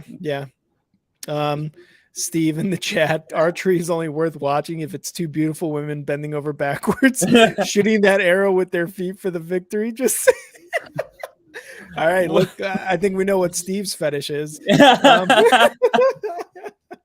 He's like feet and archery. That's the shit I love.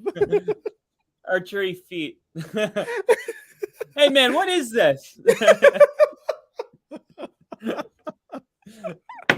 He goes to archeryhub.com.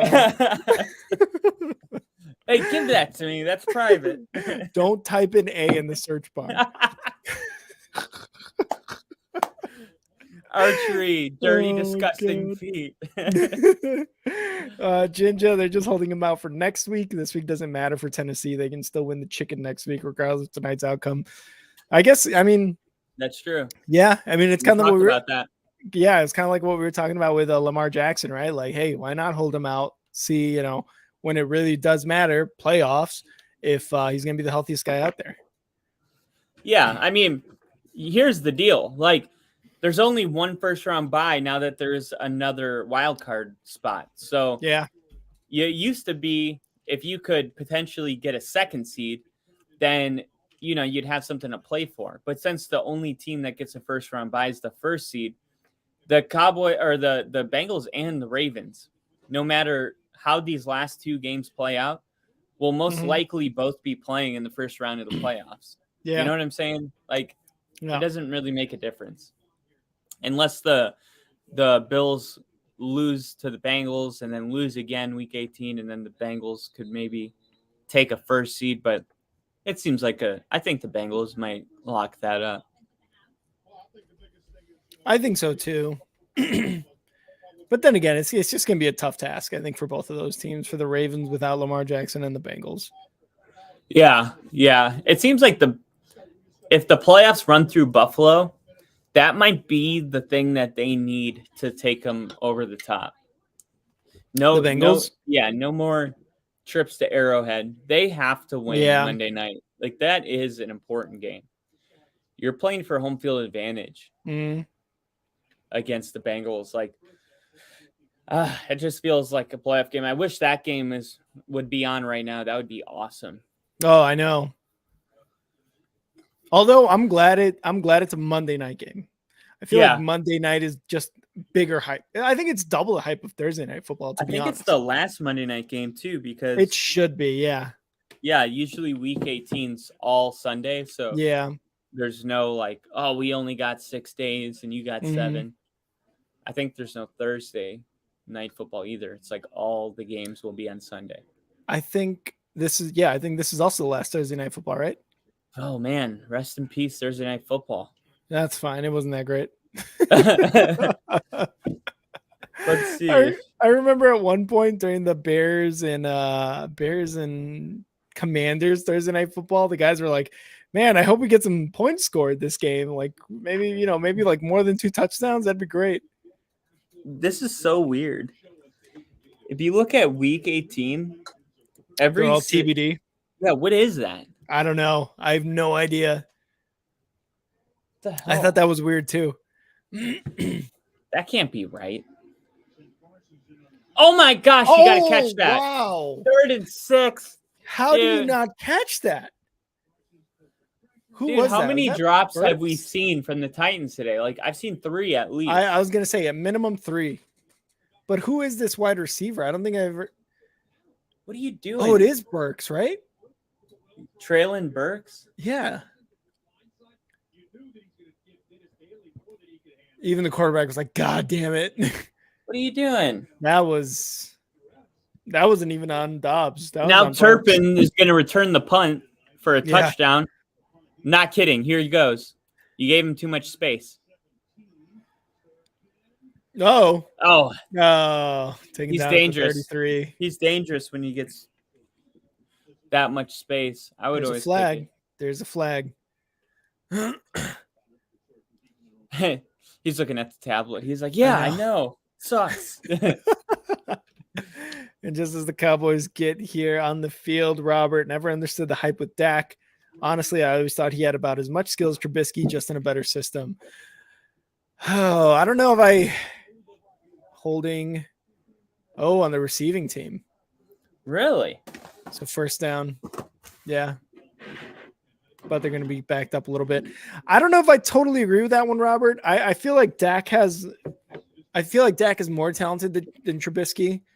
Although I will agree with this next comment that you put up.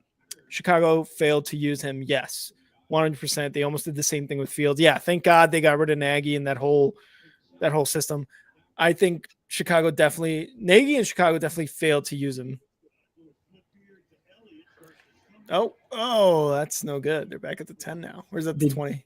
Did you hear that Terrell Owens attempted to come back for the Cowboys? He's trying to. He's in like the like Canadian Football League or Arena Football League or some sort of football league right now playing. Wow. That would be the greatest story ever. That would be insane. T.O. 49 years old, coming back for his 50th birthday to the Cowboys. Yep. Jerry Jones would totally sign off on that. It said that apparently he was asking for too much money, Oh, really? so they were unable to reach a deal. Bummer.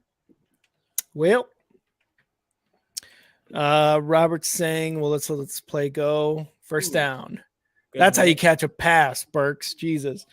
TBD in the last week is to make sure you don't have all playoff potential teams in the same time slot. Wouldn't that be though? equal? I was Yeah, gonna just say, saying.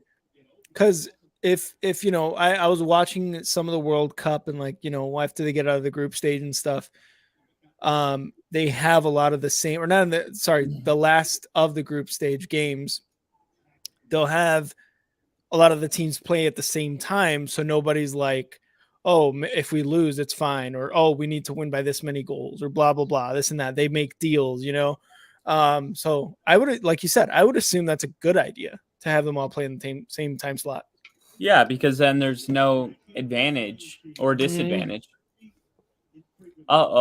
Dak First look gone. chucks it, and that's gonna be. Yeah, it's a flag. I don't know why that's a flag. It was uncatchable. It was totally uncatchable. Let's see if they pick it up. No. It looked like it was incidental. I look like their feet just got mixed up. Ginger, hopefully you're still here in the stream. I'm about to get that Voodoo Ranger. Just grabbing his Voodoo Ranger. I'm going to use the bathroom really quick. I'm going to be back in 1 minute. No timeouts. Oh, Rick's. All right, I'll wait. I thought Rick said that Ginger was grabbing his Voodoo Ranger time. Voodoo Ranger time, baby. Hell yeah. Keep it on the ground on first down. There you go. Brought back to the line. No gain. I'm going to use the bathroom real quick. I'll be back in 45 seconds. No timeouts. No 2-minute warning. Ginger, cheers. All right. Robert, maybe have it backwards, but flex everything to the best advantage for the NFL. Yeah. I don't really understand it either. But I would assume, like you said, maybe just having the playoff teams play at the same time, no advantage to this team, no advantage to that team, no deals. I would assume that would be it. But like you said, Ginger, Rangers, baby. Cheers. Cheers, my guy. Cheers. All right. 3rd and 2 for the Cowboys coming up. I hope he watches his hands this time. I'm going to put this comment up for him later. 3rd and 2, Cowboys coming up here, trying to get the first down. Give it as Elliott. Oh, he's going to get the first down. They cross it into Titans territory. 10 minutes left in the 3rd quarter. So I got a Voodoo Ranger. If you guys are kind of newish to our stream, Ginger loves the IPAs, the Voodoo Ranger IPAs. So I was like, I got to get some for my boy Ginger. And let me know in the chat what you guys are drinking right now. If you guys are drinking, actually, I don't even care if you're drinking alcohol or not. Just tell me what you're drinking. Water, milk, cereal milk, something weird. I don't know. Whatever you guys are drinking. Let me know what you're drinking as Kyle finishes taking a dump. I'm assuming he's taking a dump because he's not back yet. But let me know what you guys are drinking in the chat. Oof, 10-yard penalty on the Cowboys holding. Rough. Steve, you got some tea? I love it. I love me some tea. I love me that chamomile. My wife always makes for me. I love chamomile tea.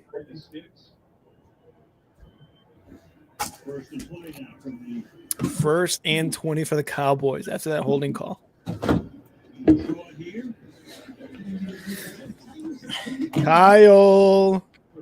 Kyle, did you wash your hands this time? Because Steve says he hopes you did. I did. I did. When did I not wash my hands? He can feel that you didn't wash your hands. I'm not a psychopath. I don't wash my hands when I use my own bathroom. Yes. He's a psychopath. I think you're a little too quick for that. He said, tea, I'm at work. Oh, he's having a tea? Yeah, I was asking everybody what they were drinking. I was like, I don't care what you're drinking, whether it's alcohol or not. If you're drinking milk, you're drinking water, just let me know what you're drinking. You got ginger, White Can Ranger solid. I'm drinking some Goose Island tropical beer hug tonight. I love Goose Island. Goose Island is really, really good. The 312s are mint. And then we got Robert drinking some coffee with a little smoky smoke. That's the way to go, man. Coffee and a little. Dak going deep. Oh, no. Oh, there it is. There's the flag. They're going to call interference. Sometimes you just wonder why they don't do that more. I know, honestly. Oh, my God. Vrabel's pissed. This guy just keeps getting so many. He's a big pass interference guy, this ref. Huge PI guy. Robert is burning heaters. Yes, he is. And on the sidelines, too. Burning heaters? Heaters. Yeah, a little wake and bake. Little shake. Keef. Shake and bake. Those Keef bowls hit different. It's like it's all the diamonds. Inside the 10, inside the 5, I forget what they're at. Rolling out. Oh, touchdown. That was easy. That was so easy. Why can't he throw it to CD Lamb? Schultz. Oh, there's your touchdown. There's a 17 points. Vineyards. Sarvati Vineyards wine. Incredible as well. I'm not a big wine guy. I'm more of like the sweet wine guy. I don't know, Kyle. That's the only wine I don't like. Really? You don't like the what is it called? It's it's called it's with an M. It starts with an M, doesn't it? Yeah, let me sweet. We gotta look up sweet wines now. It's called Moscato. Moscato, yes. I love Moscato. See, I like Pinot Grigio. I like him to be like dry at the end. Really? Yeah, because not a huge dry guy. I always feel like it makes you like want another sip. It's like very quenching, and then it leaves you wanting more. I kind of I can see that. Yeah. Boom! Schultz with the touchdown. It's gonna be 17-6? 17-6. I don't think the Cowboys are gonna have a good day tomorrow, no matter what happens. I guess if they do like what they did against the Colts and just score like 33 unanswered, people will forget about it. But yeah, it begs the question, like, who are the real Cowboys? You don't want to have to answer those questions in December. That's true. You just scored 40 against the Eagles, and now you're getting barely 17 in the third quarter against the Titans of all teams. The Titans who just lost against the Texans, which, by the way, I called. I just want to say that I called. You did. You didn't believe me? Well, I did not believe you. I just thought that the Texans were gonna try to get that number 1 draft pick. True. Which they still have, but the Texans owner is like, God damn it! Now you guys want to win against a playoff team? Like, come on. Robert, got to stay warm, right? That's right. You got to stay warm at, however necessary. Jen just saying the Keef is great. All the trichomes that fall down to the bottom. Sarzati, not Sarvati. You got it. Steve got it. Steve saying this game ain't over. The Titans still have Dak on their side after all. If he throws 2 more interceptions, you may as well just like bench Dak at this point, put in Cooper. Yeah, Cooper right? Rush. Honestly, I think you could make an argument that they would be winning by more with Cooper Rush. Wow. Yeah. What if Cooper... Dude, I'm so excited for this episode. I am so ready to talk about Brock Purdy. Why are you so ready to talk about Brock Purdy? Because he gets me Brock hard. Brock hard, baby. Do you like that? I just came up with that. Yeah, did you come up with that? Yeah. What do you guys hate think? you. Do you like I my hate phrase? you. I hate you. Oh. Cooper Cush to the Colts. I love that. Cooper Cush. Cooper Kush to the Colts. No, Cooper Cush is going to he's going to the Browns, or not the Browns, the who am I thinking of? Who am I thinking of?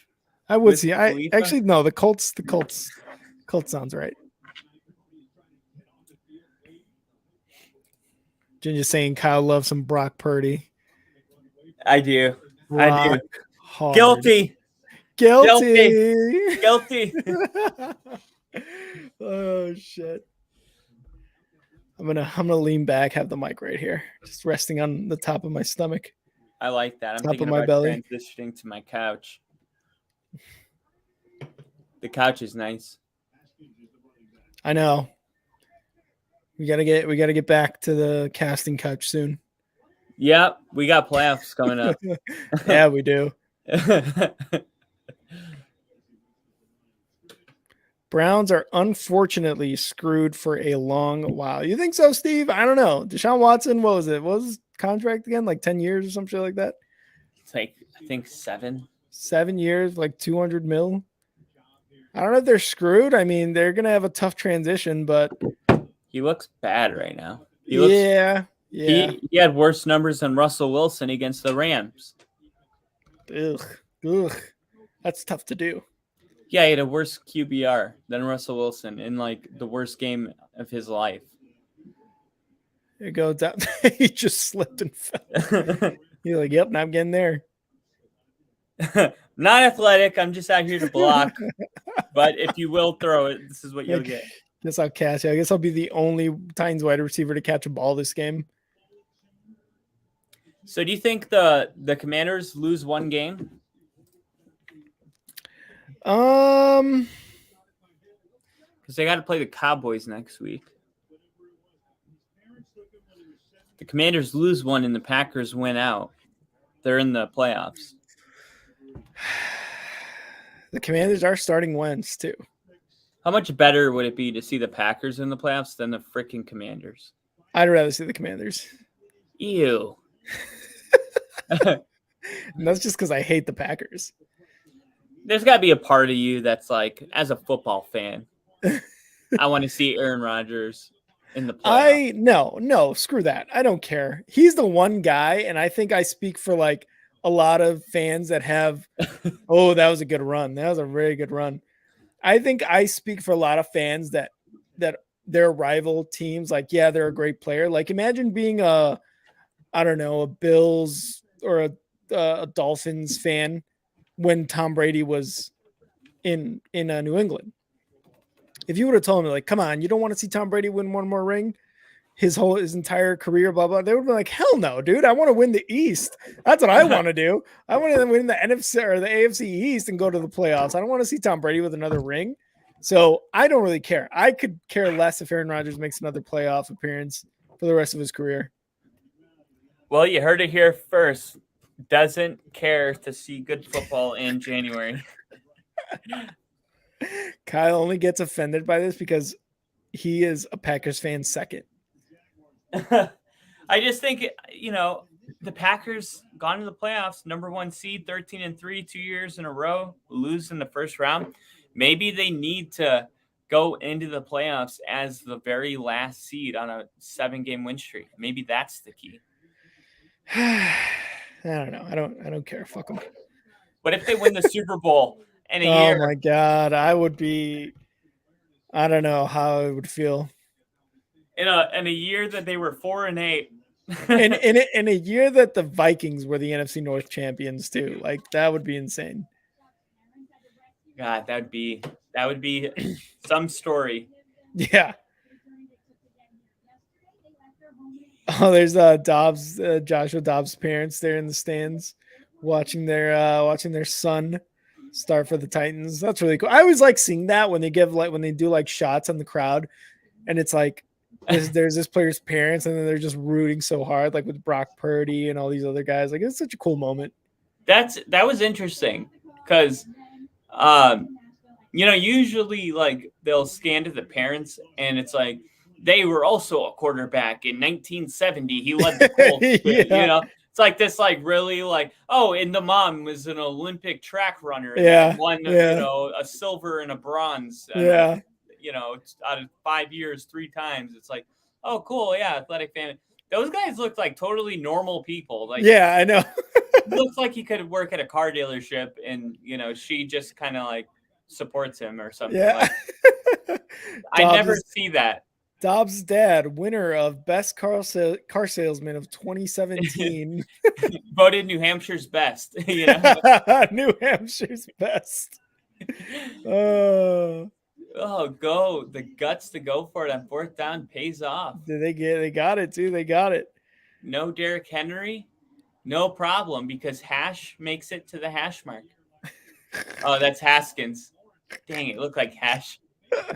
That would have worked so well though. Yeah. Jinja, nice pun, Steve. Watson out here screwing everything. I mean, if that was a pun, Steve, then it went over my head, and I apologize. I should have gotten it, but Jinja got it. At least Jinja got it. Let me see. Well, I want to see the pun. What was it? Because he said Browns are unfortunately screwed for a long while.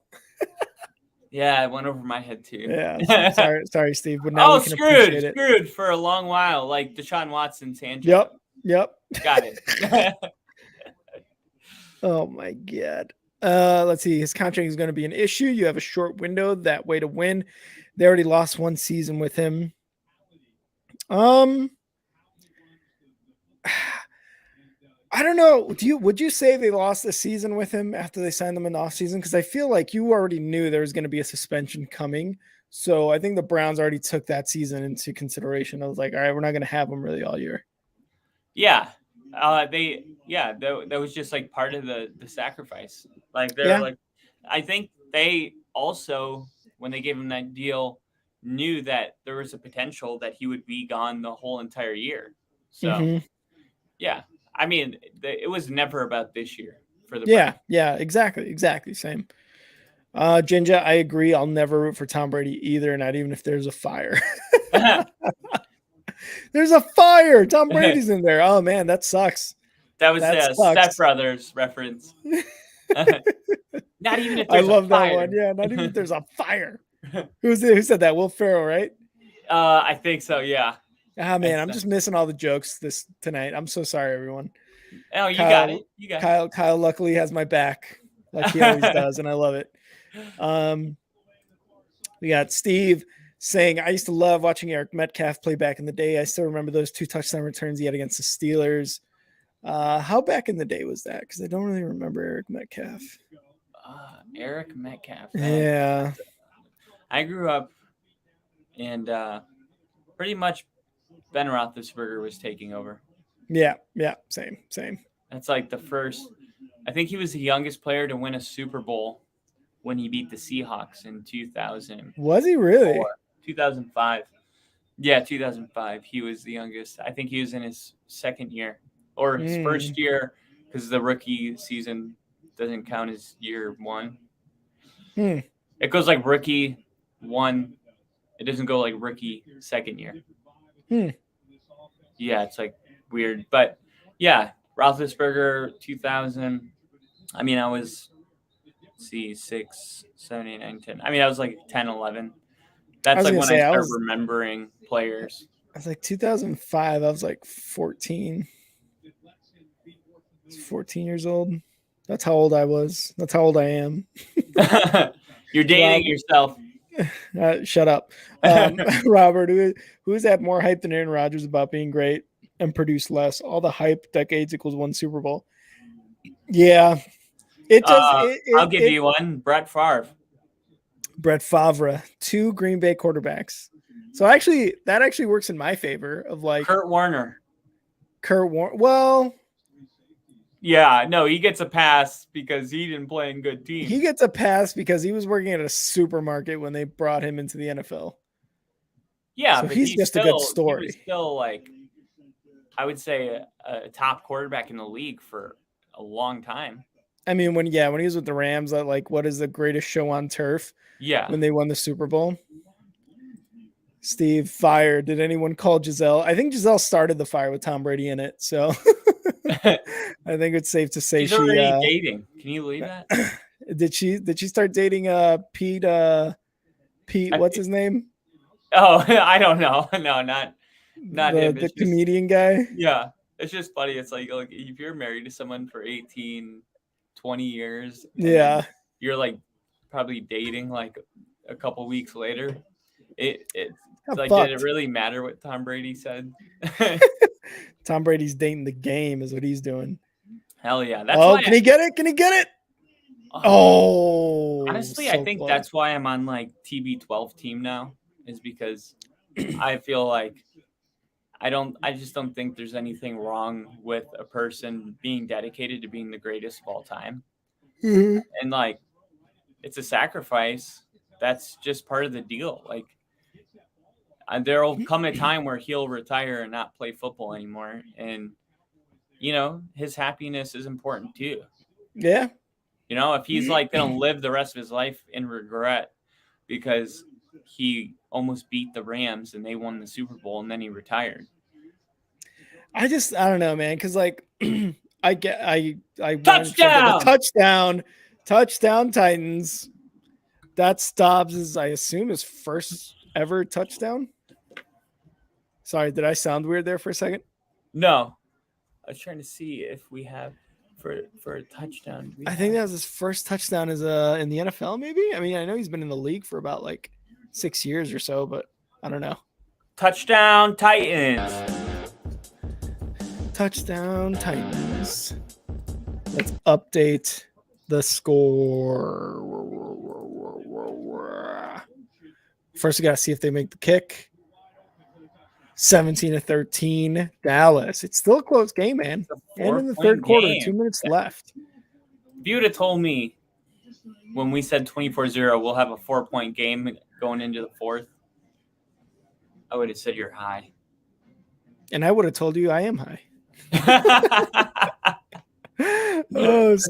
Steve saying Metcalf played through the 90s. I know he started in 89 because I have his rookie card. Yeah, Steve, that is way too. I didn't start watching football until I was like 10 years old. So we're talking like 2001, 2002. Yeah, I wasn't born. Yeah. Yeah, the guy was not born yet. That's so funny. Robert, when Brett Favre took over Green Bay, they were trash. Kurt Warner was only hyped for 9 years. That's true. That is true. Brett Favre 9 years. did kind of bring them out of Brett Favre did kind of bring the Packers out of that. Like, I mean, you could go down the list. Like, how many? Drew Brees. I mean, like, come on. Yeah, there's a lot of quarterbacks that have one ring. Peyton Manning got 2, and some people consider him the greatest of all time. Didn't Ben Roethlisberger only have 1? He had 2 because he beat. Wait, no. Does he only have 1? Yeah, I think he only has 1. Yeah, because they beat Arizona and Seattle. Oh, that's right. 2010, 2005. Wait, no, 2010 they lost to the Packers. Let's see. Roethlisberger led the Steelers to his second Super Bowl title in 4 seasons. Yep, they defeated the Cardinals. They defeated the Seattle Seahawks. Yep. 2 time. Yeah, look at Drew Brees. Super Bowl champ. Yep. Drew Brees has 1. Yeah. I mean, look, if you're a quarterback in the league and you get 1, you're already a minority. Yeah, that's true. Like, it's hard to win Super Bowls. Like, they don't just like Peyton Manning has 2, and the last one came despite Peyton Manning. So like he had to go to another team to get that second one. Yeah, and he didn't win the Super Bowl like the defense did. He was literally falling apart, and he played half the year. He had no arm. He had no arm. Yeah, he could have easily retired winning 1 as well, and nobody's gonna be like, "Oh, Peyton," because people like Peyton Manning for whatever reason. Rodgers not as likable, but like to say that he's in this chartered territory of a guy with a lot of hype that only has 1. There's a long list that you can go down of people that were hyped, year after year that only have 1. And it's then hard. And Steve backs that up too. Some have none. Dan Marino, Jim Kelly, like those guys do not have Super Bowls. They don't Yeah. have Super Bowl wins. John Elway, he's got 2. Yeah. And he got them back to back. But you know how many Yep. times he went to the playoffs and fell short? He Yeah. literally just came back. He almost retired and not won any Super Bowls. It's hard. The moral of the story, it's really hard to win a Super Bowl. That's why what Tom Brady, is able to do. What he's done. Yeah. Yeah. No, it's insane. When you really think about it, yeah, you're just like, God, that to win a Super Bowl. And I mean, you see it in the faces of these players where they're just like the greatest. That was like one of the greatest moments of all time. It's because it's difficult. Yeah. I mean, he has the combined Super Bowls of Drew Brees, Brett Favre, Aaron Rodgers, Peyton Manning. You can combine all of those people, and Tom Brady has more Super Bowls than them. That is just insane that he has more combined Super Bowls. Ginger in here, I think she's dating a jiu-jitsu instructor or something now. I heard it on McAfee last week or the week before. Yeah, that's good. And then he corrected himself because he said eating, but he meant dating. But I think I want to go with the eating a jiu-jitsu instructor. So I'm going to go with eating a jiu-jitsu instructor. I'm going to go ahead and call Gisele Bundchen a cannibal. You heard it here first on OnlyFootball. Gisele Bundchen. It's funny because cannibal. Jiu-jitsu instructor, jiu-jitsu are people incredibly dedicated to their craft. It's like, what's the difference? You went and found another person that is, to be the best in any sport, you have to be a little bit insane to be the best at anything. I agree. Like, you just went and got a different brand. Mm-hmm. It's like, it's not like she moved on to, a guy that owns, a business and doesn't do much. I know, right? It's got a different sport guy. I got a guy who works a 9 to 5 at a job he absolutely hates, but he loves me though. Oh, good first down. Oh, he's still in. Okay, that's good. Every time we get in bed at night, Tom Brady, he doesn't kiss me goodnight. He kisses all 7 of his Lombardis. And he gets really cozy and snuggles them. Oh my God, it's funny. He's like, I love you because the Lombardi's like silver or stainless steel, so it's his reflection looking back at him. God, I love you so much. He thinks he's talking to his trophies, but he's really talking to himself. He's looking at his face. He's like, God, you look fucking great. There we go. He gets stuffed at the line. That's got to be a skit. You look so hot. You talking to the trophies or yourself, Tom? Yes. How many Robert's saying how many QBs have started for Chicago Bears since Green Bay started Favre Rodgers? Dude, it's a lot. Too many. 17. Robert, just like maybe 30 quarterbacks, I want to say. I don't know. I'm gonna go with 17. There's definitely a number out there, and I'm sure they've done the math for it too. Aaron Rodgers did it in a live conference when he was talking about the Bears. He's like, the Bears, all the wins, they mean a lot. And in the sentence, he goes through every quarterback he's ever played. Have you seen that? Yeah. It's like, dude, especially on the McAfee show, he is always like, we had to play similar to that in 2008. We were playing the Saints. It was Monday night. We needed to win that game to get in. It's like he doesn't forget the teams and the players that he plays. He has a really incredible memory. And I noticed that about a lot of NFL players is their memory on games is incredible. It's like incredible. Yeah. What they remember and the little things they remember. Cause I heard him on a interview with Pardon My Take, where he was talking about man, I remember giving up an interception to this random safety on the Bears from 2014. And I was just like, God, that was a name I haven't heard in a while. You know what I mean? I forget the names, and I'm a huge fan of the Bears, and I forget the names of certain players, but he remembers them off the cuff. You know what I mean? I was like, wow, it's insane. I feel like when it's really important to you, you just remember.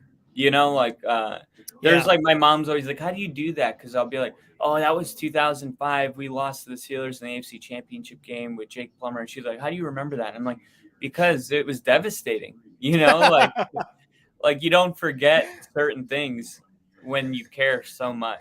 You know, and it's the years that the Broncos had nothing to play for, like this year, where a year from now I can't even remember who we played.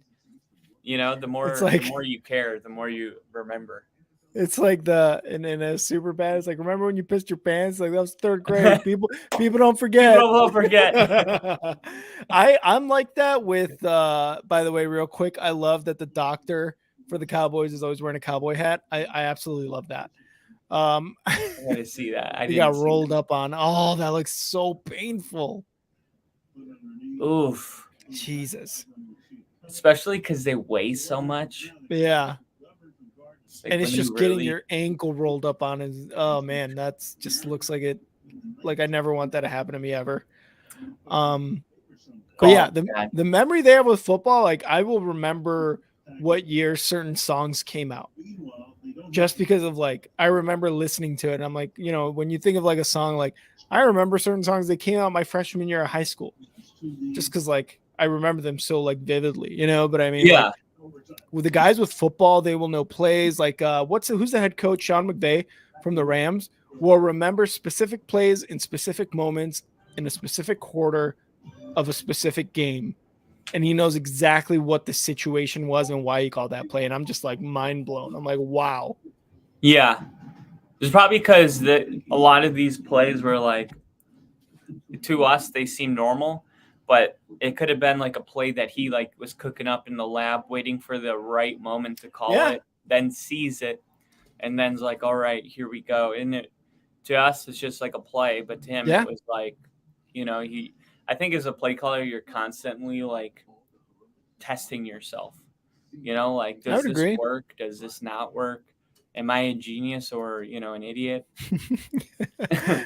Hopefully I'm not an idiot. Please, God, don't make me an idiot. Because we know that happens. How many times have we seen like some kind of fancy design, maybe some kind of trick play? Remember the punt one where like everybody went over and like it was just a quarterback and a center and the whole team was lined up on the left? Oh, yeah. We see like things like that not work. So like, you know, when he drew that up, they expected something different to happen on defense. Like, and it never happens the way they draw it up to happen. Yeah, no, I get it. We got Robert here in the comments. How many first game playoff losses does Aaron Rodgers have? That is a real question. Chokes when it counts the playoffs. He's not wrong. He's the one stat that's always funny when I listen to like part of my take. One of the guys on there, one of the hosts on there is a huge Bears fan. He goes, Aaron Rodgers and Rex Grossman have the same amount of NFC championships under their belt. And it's so fun. I mean, obviously Aaron Rodgers has a Super Bowl, but it's like he has one NFC championship. And it's like, and like Robert said, it's not that I don't know if choke is the necessarily right word, although when it comes against the 49ers, it usually is a choke. Well, I mean, the 49ers, the only reason they had the lead in that game was because of a blocked punt that they turned into a touchdown. That was a special teams miscue. Yeah. But I mean, a win's a win. You know what I mean? You can't take it away from him, but it's true, right? Like, does he choke? Does he not play to what he has played in the playoffs? Yeah, I mean, that's just facts. I think it's just facts. So to answer your question, Peyton Manning has the most playoff losses in the first round. He has in the first round. 13 playoff losses. And then Tom Brady's right behind him with 12. Wow. Then Brett Favre with 11. And then Rodgers has 10. And he's tied with Dan Marino and Ben Roethlisberger. Drew Brees has one less at 9. That's insane. And these are elite quarterbacks. Oh, he's going to get the first. Oh, no. It's going to be elite quarterbacks. Yeah. Because like only elite quarterbacks would be in the playoffs that many times. Yeah. And I think, like you said, at that point, it's like, of course, you're going to have that many playoff losses if you're in the playoffs that consistently year in, year out, right? Oh, roughing the passer. Is that on? Oh, on the defense. Rice. Yeah, and on Rice. I thought it said nice. Not nice. Not so nice. Oh, That was- come on. That is one. That is roughing the passer. Like, I don't like a lot of these. That one is. There's no way. He was You letting can't go of the drive ball him when into he hit the him. ground. You can't drive him into the ground. He had let the ball go. You saw there was a really bad one on Nick Bosa on Thursday night against Seattle. And he was like, that was a bad one. That one was, I think, a little worse. I don't know. You got bad ones. Yeah, I don't know. That was a good one. Oh, there we go. He gets to 20. I think he's in the red zone now. That's like what we just did is what you hear like announcers do all the time. So like you can tell they're like not agreeing with each other, but they just move forward. They're like, oh God, are they going to cause an issue right now? He's like, I don't know, Jim, this is what I saw. And then Tony's like, So- yeah, but he was lined up over here. And then they just So if move you can on. see, there's my dog. There's my Aw. dog Nimbus. Hey, Nimbus. Say hi. Hi, buddy. I think what I'm gonna do with him Hey. as a 2nd and 4, Dak Prescott. Oh, he's gonna get the first. No, he's gonna get taken down.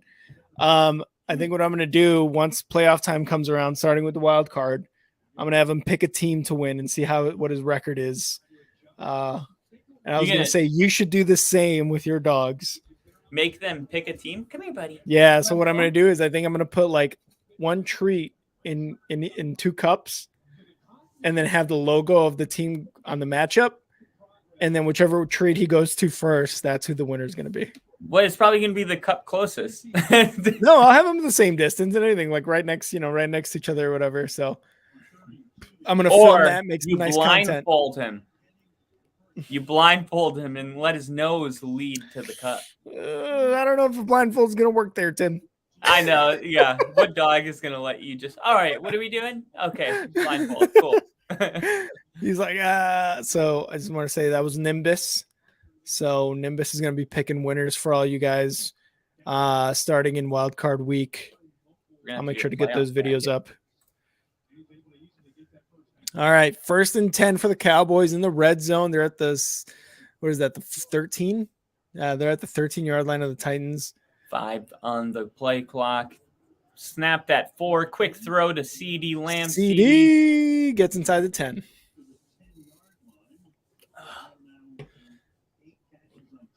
Got to hold him to a field goal here, so a touchdown ties the game. Yeah. The big defensive stand, hopefully, for Tennessee if they can get it done. No touchdowns. Touchdown kind of makes it. You're asking a lot. Especially out of Dobbs. You know what I mean? Like a third stringer. Yeah. I think you're asking a lot. How about a pick? How about another pick? Oh, my God. That would be amazing. Could you imagine a tip His ball or third something? Interception? Let's see. Touchdown. Oh, you Dalton got Schultz. mossed. Is that Schultz again? That was Schultz. Schultz looking like what's his name? Kittle? No, longtime Cowboy. Oh, Jason Witten. Jason Witten, yeah. Looking like Jason Witten. I love that I drafted Schultz as the first tight end that I drafted in this fantasy drafts. And, he just starts to become good at the end of the season when I no longer have him and it no longer matters. So love that for me. At least you learned your lesson for next year when you draft him and the same thing happens. Ooh, Titans down. Dude, I don't even know if they have anyone else. This is just like all like. It's all practice squad guys. Yeah, these are just guys that they're like calling up and they're like, hey, hopefully you don't need to go, but you might. They're trying to get their Kurt Warner, picking them up off from grocery stores. Yeah. All right, Steve saying, then you have QBs like Trent Dilfer who got their ring behind the all-time greats defense and best O-line and running back. They just had him hand off and throw short screens, but he has a ring. That's right. You got guys like that. You have quarterbacks like that. Was. Yeah, exactly. Payton's arm was shot. He had one of the best defenses in the NFL at that point. Win him that game. So yeah, I mean that's just how it happens sometimes, man. Like Trent Dilfer's a great example. of what happens when your quarterback is just like meh, but your team other than outside of the quarterback is really, really good. Yeah. And Robert's saying, I love Rodgers as a person. I actually love his fuck you attitude. But as a Bears fan, I hate that piece of shit. he does have ownership. And that's the thing. That is like the sentiment among all Bears fans. Like, we hate Rodgers because he's a Green Bay Packer. And that's it. That is literally it. That is literally it. Like, I love Devontae Adams now because he's on the Raiders. Wrong? Isn't that wrong though? Isn't that like, I don't But like it's this the person NFL. because they're like from this state? Like, We're fans though. That's how you gotta be though. No, You know but what I I'm mean? like a diehard Broncos fan, and I don't hate Patrick Mahomes. I'm like, I appreciate his greatness, and I just want him to suck whenever the Broncos play. But like, I appreciate like the fact that I get to watch him, and I definitely don't like, the word hate is very strong. I do not hate Patrick Mahomes. Yeah. I do not like his wife and his brother, but Patrick Mahomes seems like he just kind of doesn't like them either. So I kind of like he's like, yeah, I need you guys to stop. Sounds like Kermit the Frog. Yeah. Yeah, we're just gonna go out there and we're gonna win the game. We're gonna do a really good job. And Robert's asking, those aren't first rounds losses, is it? Those were total losses. I'm assuming for Peyton Manning, but Peyton Manning was all first round losses that you said, right? Well, if you think about it, Rodgers, if he has the most first round losses, let me see. I don't know. I just looked up the most career playoff losses. Mm-hmm. Let me see. First round. He's in my division. I want him to suck all of the time. Yeah, that's true. That is true. That's exactly what I'm saying. I want Rodgers to suck every game of every season of every year. I don't know. Just all the time. Yeah, 24-13. Let's update the score here. Tremendous leaders for their teams and communities. 24-13, Dallas Cowboys up. We got Dallas dancing, making some TikTok dances. I can't. It's too specific for Google. Yeah. I know they all have been good games, though. I think about like the Seattle game that went into overtime. Yeah. That was actually here. That was like a crazy game. That's when Seattle went to the Super Bowl. No, that was the NFC Championship, so that wasn't a first year loss. I know that he's lost in the first round in the last 2 years. So like, this is the thing about sports, is whatever you've done recently is kind of what you're remembered as. I would say that's all sports. I don't know about football, but I would say that's all sports too. Yeah, like the LeBron hype isn't really big right now. Yeah.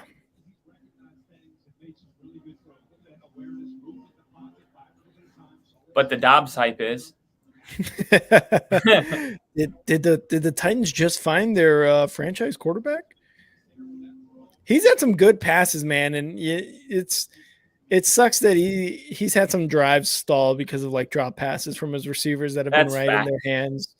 So, here we go. To put up 13 points against a really good Dallas defense, like good block. Oh wow, that was a good play. That was like 100-yard play because of all the running he had to do sideline to sideline, but it's a good play. 46-yard line. So, kind of what they needed is like a quick. They need to kind of get some quick points here. Yeah. All they need is a field goal. All they need is a field goal to make it a one-possession game. So you want a touchdown, but you have to get a field goal. Have to. 16, 17, 18, 19, 20, 22, 23. You would also need a 2-point conversion. Oh my gosh! What is with these come drops? on. I mean, he would have gotten stopped right there where he caught it, but you think about Diggs' dropped pick. That was a pick six. Yeah. 3 turnovers. The fact that the Cowboys are winning this game is like. It's kind of insane when you think about it. This is only because they're playing the Titans. You can make an argument that they're, the weakest team right now, just with the The injuries. Cowboys? The Titans. Oh, the Titans. Yeah, yeah. No, I would agree, man. And like we said earlier, like if it wasn't for Vrabel, like this team would probably be like, I don't know, 4 and whatever. 2-14. Yeah, something that there's no way they'd be as good as they are right now. Like the only thing they would rely on is like Derrick Henry, and even that can only get you so many wins. Yeah, especially when they know you're running it. Yeah. More injuries on the field. Jesus Christ. Injury rattled night. That's what happens when you play on Thursday Night Football. Yeah, and it's not a weather thing. I think it's all the way up to like 58 degrees there. Yeah. After being in the negatives last week. Unusually cold for Tennessee. I think it got down to like -2. Oh my God. Yeah, my mom, I was on the phone with her and I was like, yeah, it's gonna be -2 next week. And she's like, nah. And she like looked at the 4-day forecast and was like, oh my God. And then after Christmas, I was so sad because she was like, I thought you were going to come here and surprise me, because I was like, why would he know that the airport's shutting down and the weather? And I felt so sad. Oh no, that sucks. Like, no, I don't know. I always look at weather around the world. I'm weird. You're like, I just gotta know what's happening at all times. Yeah, I'm always like, what's the weather in blank? Like I just always get curious. Oh man, it was pretty cold in Washington too last week. Yeah, it got down to like 20. Yeah, I was gonna say like 40s and 50s in Florida is like what we think is freezing for us. Yeah. You go out, you go to Florida and it's like 45 degrees. Everybody's wearing their coats. They got hats on. They just think it's like the coldest it'll ever be. It is like a different cold though, because like you're so used to the warm weather all the time. Yeah. Well, it's not just that; it's the humidity. Because I remember my roommate at NACIS. He like came in and he was from Chicago, and he was like, "Oh, this is worse," and it was like 20 degrees hotter. So it was like it was like 30 degrees in Florida, but it was like 10 degrees in Chicago. But it like feels worse because it's like so humid. It feels like you're walking around with a wet blanket, kind of. I will say the humidity was it was rough during the summer in Florida. That sucked. Oh, summer humidity's yeah. I'm just not a humid person. I like dry. That's why I love Colorado. Yeah. Colorado was nice, man. When I was in Denver, it was beautiful. It was beautiful. And I went in June. Denver in June is beautiful, man.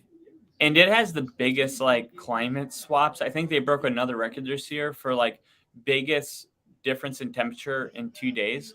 I was going deep. No flag on that.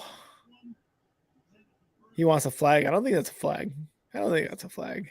Never seen eyes like that. His eyes were like greenish brown. Yeah, it was like a 78 degree. Kyle's falling in love with Traylon Burks.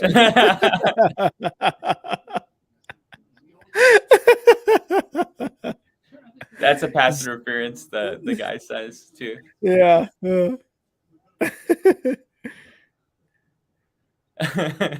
Refreshing.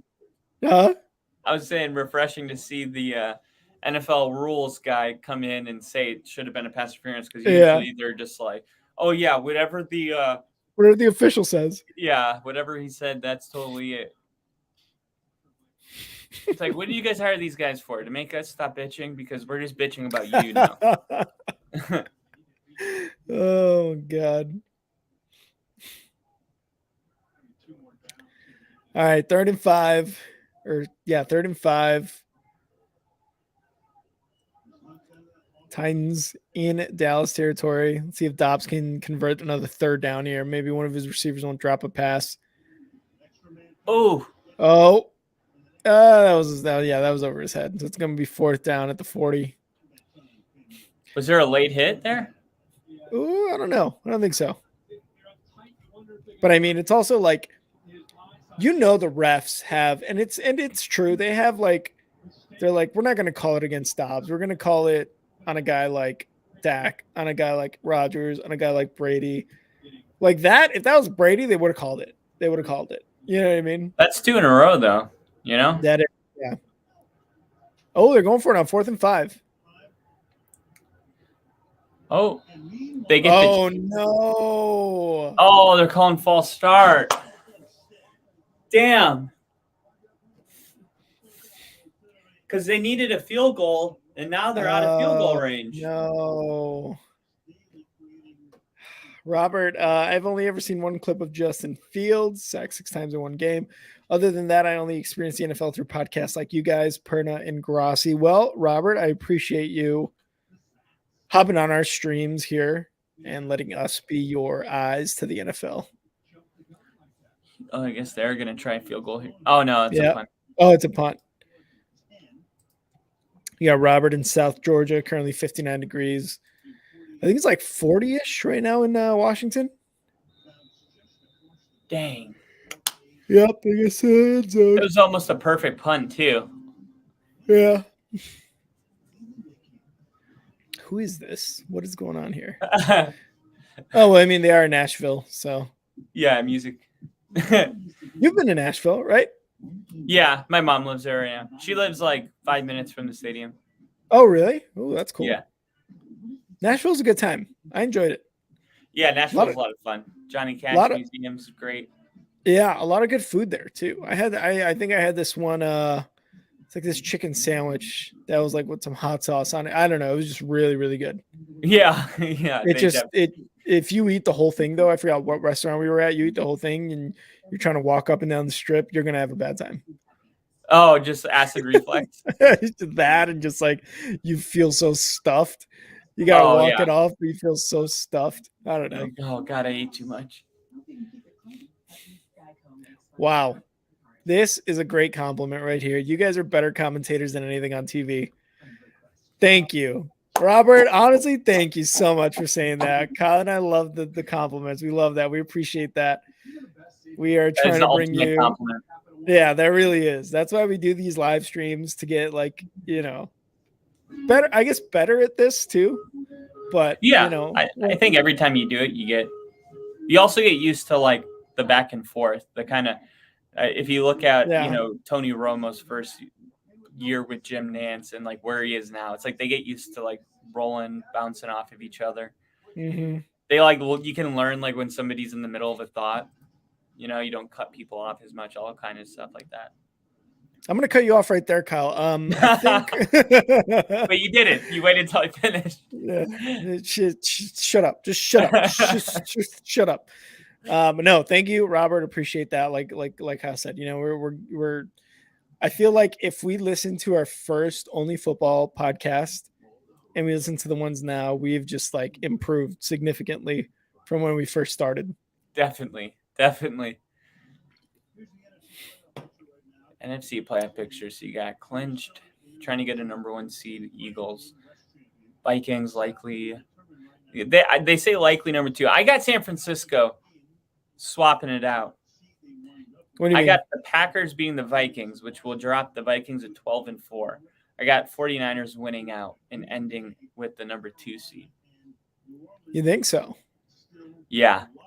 Okay.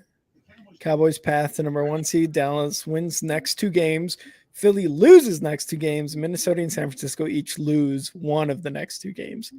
No way. I didn't think the Dallas Cowboys still had a shot for the number 1 seed. Yeah, they don't. Mathematically, Kyle, you're wrong.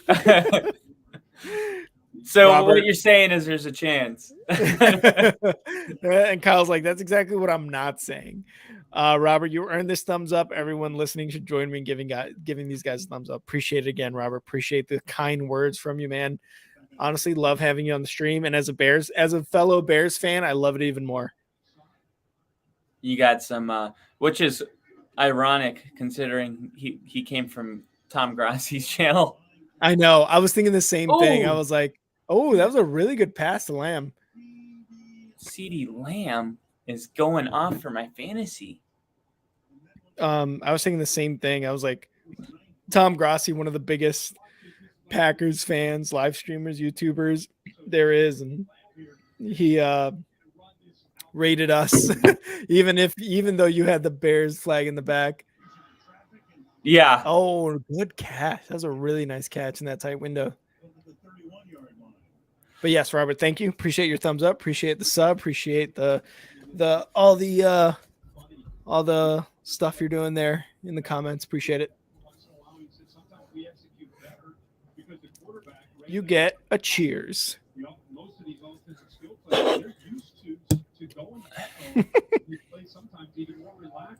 He says he listens to Grassi.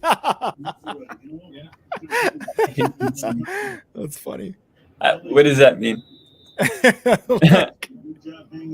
like he hates that he listens to it. That's the thing. Like he just like because he's a Packer fan. Yeah. It's like, why am I watching this? Yeah, God, God, so I hate this, entertaining. but it's so entertaining.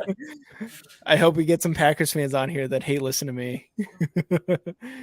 Yeah, that I feel like that is also a good compliment. Like JST being a Chiefs fan, I'm like, hey man. Chiefs and Bills though. He's from the UK too. Like the fact that he even like tuned in that one time, it was awesome. Yeah. Oh, sack. Nope. Sack lunch. No. Oh no. We're children. Tart down. Somebody pop tart.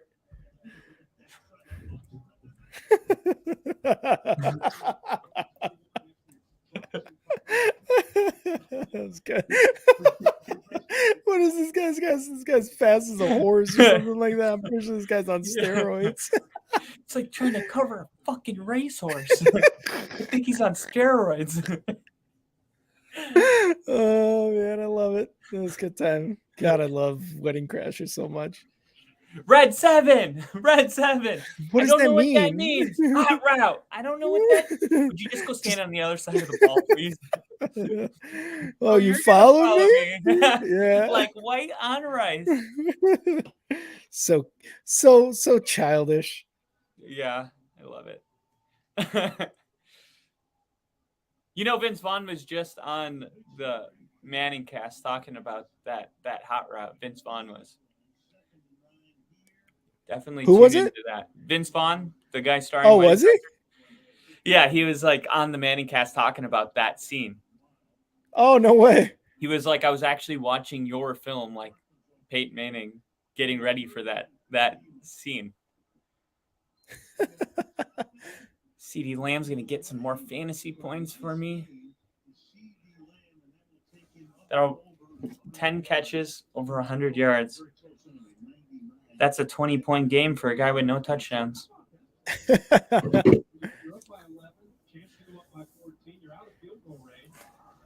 6:50 left. 6:50 left. But hey, it's still a 2-possession game. Just need 2 touchdowns.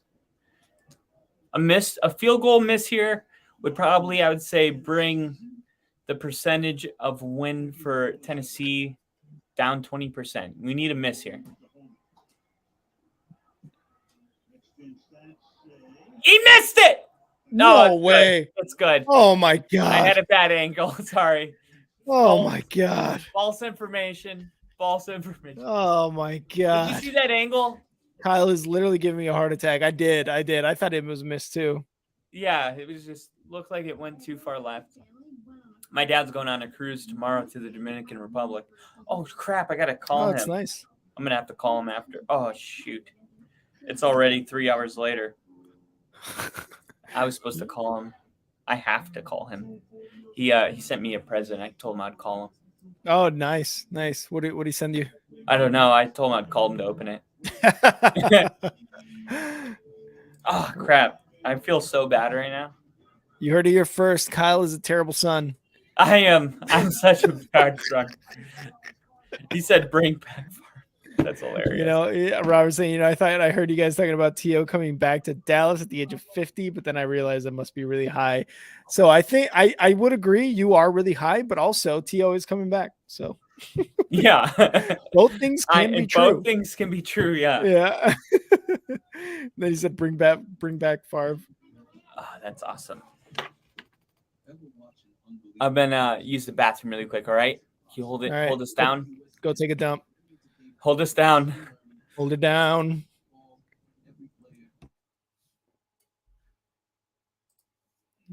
All right, while Kyle goes and does poop, it will be me and you guys all alone forever. Steve, it's official. You guys have lost your commentator's award for the year on that false call. It wasn't me. It was Kyle. I swear. I believed him. I believed the false prophet that is Kyle.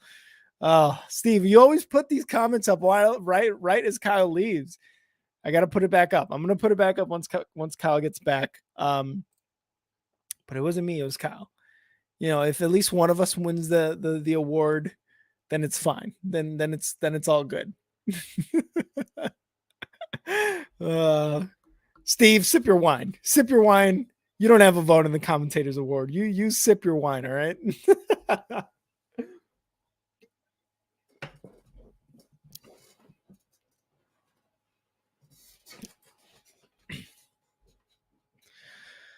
All right. Well, we've got. Oh, did I update the score? I did not update the score. That's my bad. I'm so sorry.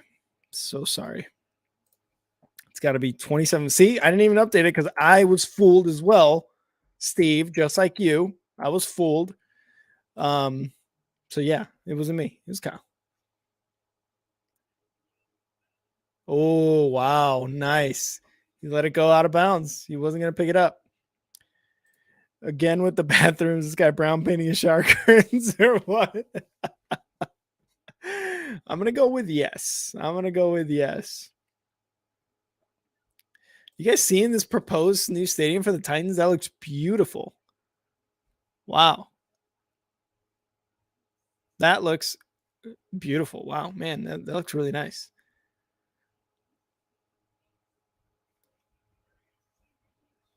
You said, Steve, you said brown curtain, painting his shower curtains brown. I can only think of Dumb and Dumberer, the movie when they were kids, the one where they were showing kids and they had I forget who went in like the bathroom and he had like a chocolate bar in his back pocket and he sat on the radiator and so it melted and he just started like sitting everywhere and the dad comes in. He's like, he shit everywhere. He shit all over my bathroom. It's all over my toilet. And that was one of the greatest moments, funniest moments for me in that movie, Dumb and Dumber. Oh, Dobbs got out of it. He's going to pass it. Intercepted. Oh, are they going to call it, though? He might have been out of bounds. Damn. Dobbs intercepted. Is Kyle back yet? No, he's not back yet. He's an artist. He's definitely some sort of artiste for sure. But I think brown's the only color he uses. Yeah, that's an interception. He got his entire, basically, bottom half of his body down in bounds. So yeah, it's an interception by Dobbs. He's pissed. If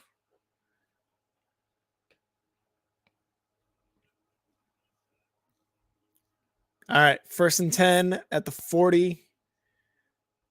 Oh, Ezekiel Elliott's going to get stuffed back there. Robert, once again, not keeping up with the NFL. Chicago moving to Arlington, if so, when? So, from my limited knowledge of that, I think it's still up in the air, even though they have put a deposit down, I think, in the Arlington racetrack. The Bears ownership has. So it's I don't know. I don't even know if I'm confident enough to say if it's likely or not likely, because either way it could happen, I think, in my opinion. Would I want them to move? I mean, sure, because what team, I think the Bears are the only ones with the ones that don't have their own stadium. Oh, good pass defense there by the Titans on that deep ball by Dak.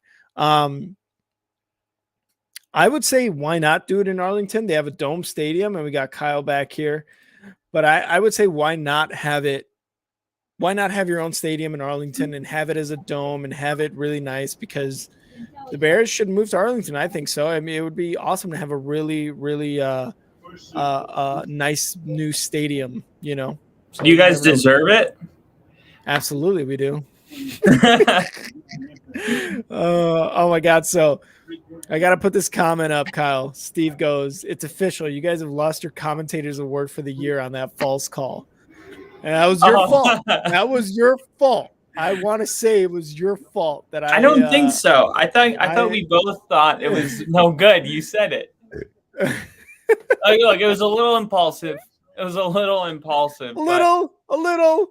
But it looked like it was no good. If you saw it, you would understand. So Steve thinks we lost the award. So I mean, that's on you. I was able to send my dad a quick text. Family first. That's right. On the toilet. Hey, Dad. Hey, just taking a quick dump here. What's up? I love that I can actually send a text like that, and he wouldn't even address the dump. Oh, he fumbled it. No. They're going to call interference here. Who was that? Oh, was that the Titans who fumbled? I never understand why people get in late. So you're never going to get to the bottom. You're just in the ref's way. Just get out of the way. Oh God. Isn't that is interference, right? Yeah, look at that leg. That has to be. What are you doing, dude? He's trying to do the stinky leg. Do the stanky leg. Do the stanky. When he calls that fair catch. I hate you. I hate you.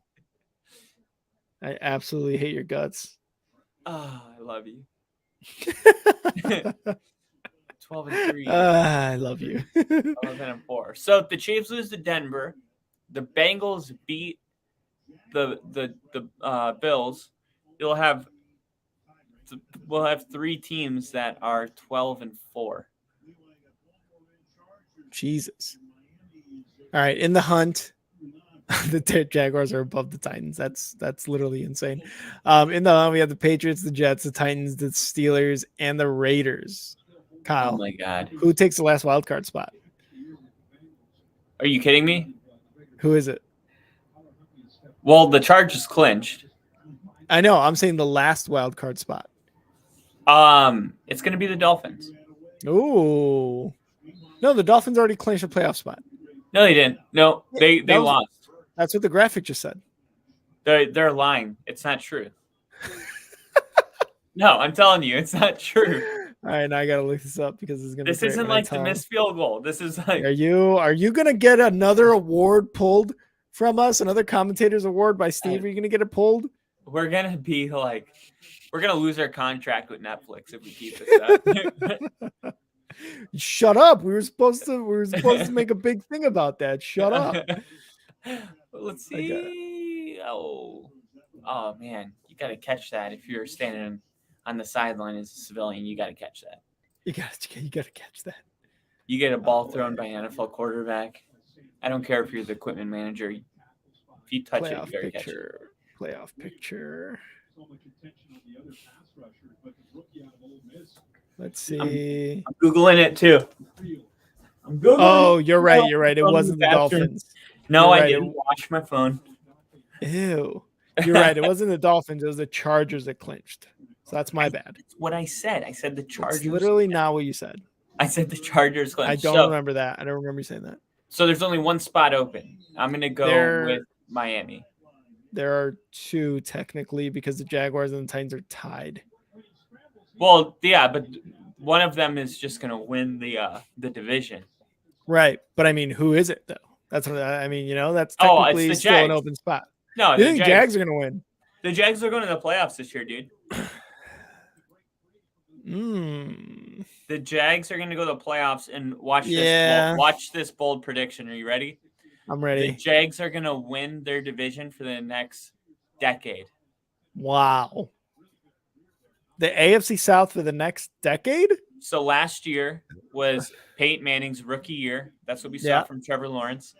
And then Peyton Manning Oof. went into his next year, had the Mhm. team looking like some downs and some ups, but totally, I think he took him into the playoffs like Trevor Lawrence, and then the rest is history. Trevor Lawrence is a generational player. He's going to be like, we're going to turn 50 and he'll probably be like close to retirement. That is a bold prediction, I would say. I will say that is bold. I don't know if it's true, but it's bold. Just look at the other players that scored as high as him on Mel Kiper's QB draft board. It was John Elway, Andrew Luck, and Peyton Manning.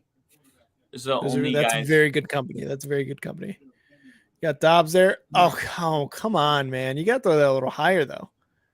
Andrew Luck could have been, he was so good, dude. He was tough and smart. He was. Yeah. He was very good. It sucks. The Colts and Ginger will agree. The Colts got not screwed, but kind of screwed out of a really good quarterback. Yeah, with you Luck. got screwed out of like decades of competitive football. Yeah, but I mean, that was also like him. He was taking a lot of sacks. He had concussions too. Like, I'm sure at one point he was like, "Yeah, I don't know. I just, I'm done." Yeah. Yeah. No, it's just miss you, Andrew. Andrew, if you're reading this. Yeah, I love you. I love you so much. Yeah, so it says in the hunt, Jacksonville. So yeah, they are gonna win the division. And let's see. Playoff picture. That's weird. Oh, okay. Jacksonville has the lead right now. Mhm. So Jacksonville is number 4. And then to be determined, well, Baltimore is number 5, yeah, because so 5, 6. So there's only one spot available, number 7. Yeah. It's so weird. It's what, the playoff picture, the way it looks? It says in the hunt. And then yeah, the Jaguars, right? And then on the bubble is the Titans. Yeah, it says in the hunt, the Jaguars. It's but they also show that they have the 4th seed. So how are they in the hunt?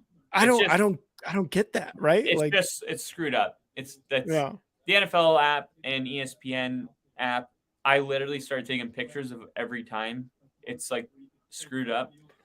And I have like 10 pictures at this point. 4th and 15. Here we going go. for it. This is the ball game. Micah Parsons.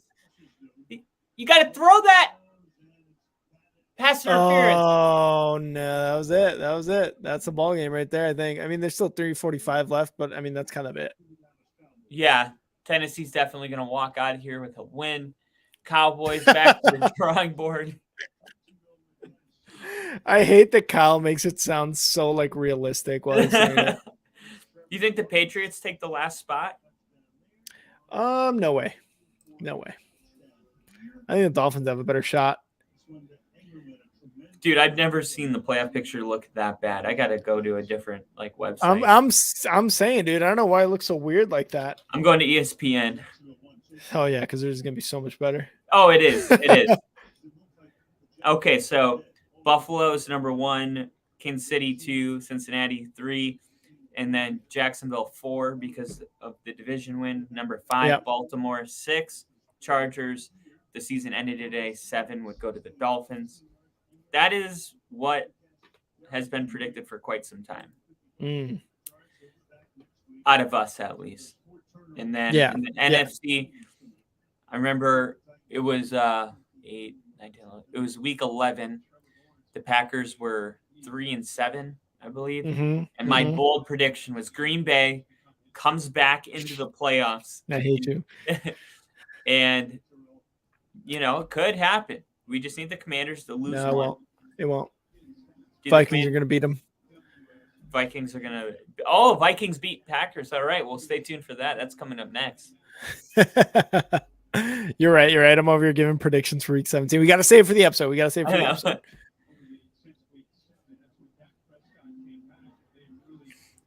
Yep. And if you guys, the game's starting to wind down here with about 3.5 minutes left. Cowboys, Titans, Cowboys up 27-13. We're going to be doing our week 17 prediction show pretty much right after we finish this stream. So if you guys are staying tuned, if you guys do want to catch that, stay tuned for that. We will have a live stream set up for that as well.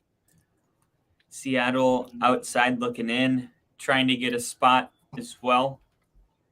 7-8. There's no way. You got 3 teams that are 7-8: Green Bay, Detroit, and Seattle. All hoping that the Commanders. I don't want the Giants. I want the Giants to lose their last 2. Can you see them losing to the Colts though? I just don't know. You know what I mean? Like I don't know. I want to see the Commanders beat the Browns. Like this is probably the closest last couple weeks of an NFL season that I think I've ever experienced in my life. Yeah, there's just a lot of teams in it. Mm-hmm. A lot of question marks. Clinched division, clinched playoff spot. I think it's weird that the Eagles 13-2 have only clinched the playoff spot, not necessarily the division.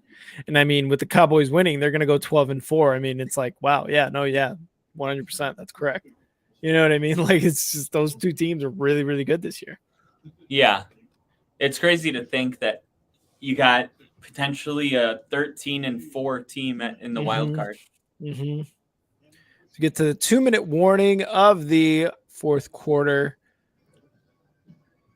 Cowboys still up 27-13. You want to roll right into it? Roll right into the episode? Yeah, I was just thinking this one's totally over. Yeah, I mean, if we want to stop the stream here and then start a new stream, we can totally do that. So that way, when I post it as a podcast, I don't have to cut it so much. Yeah. Okay. I was like, because that's gonna be a really tough time for me. Let me get in my my professional chair.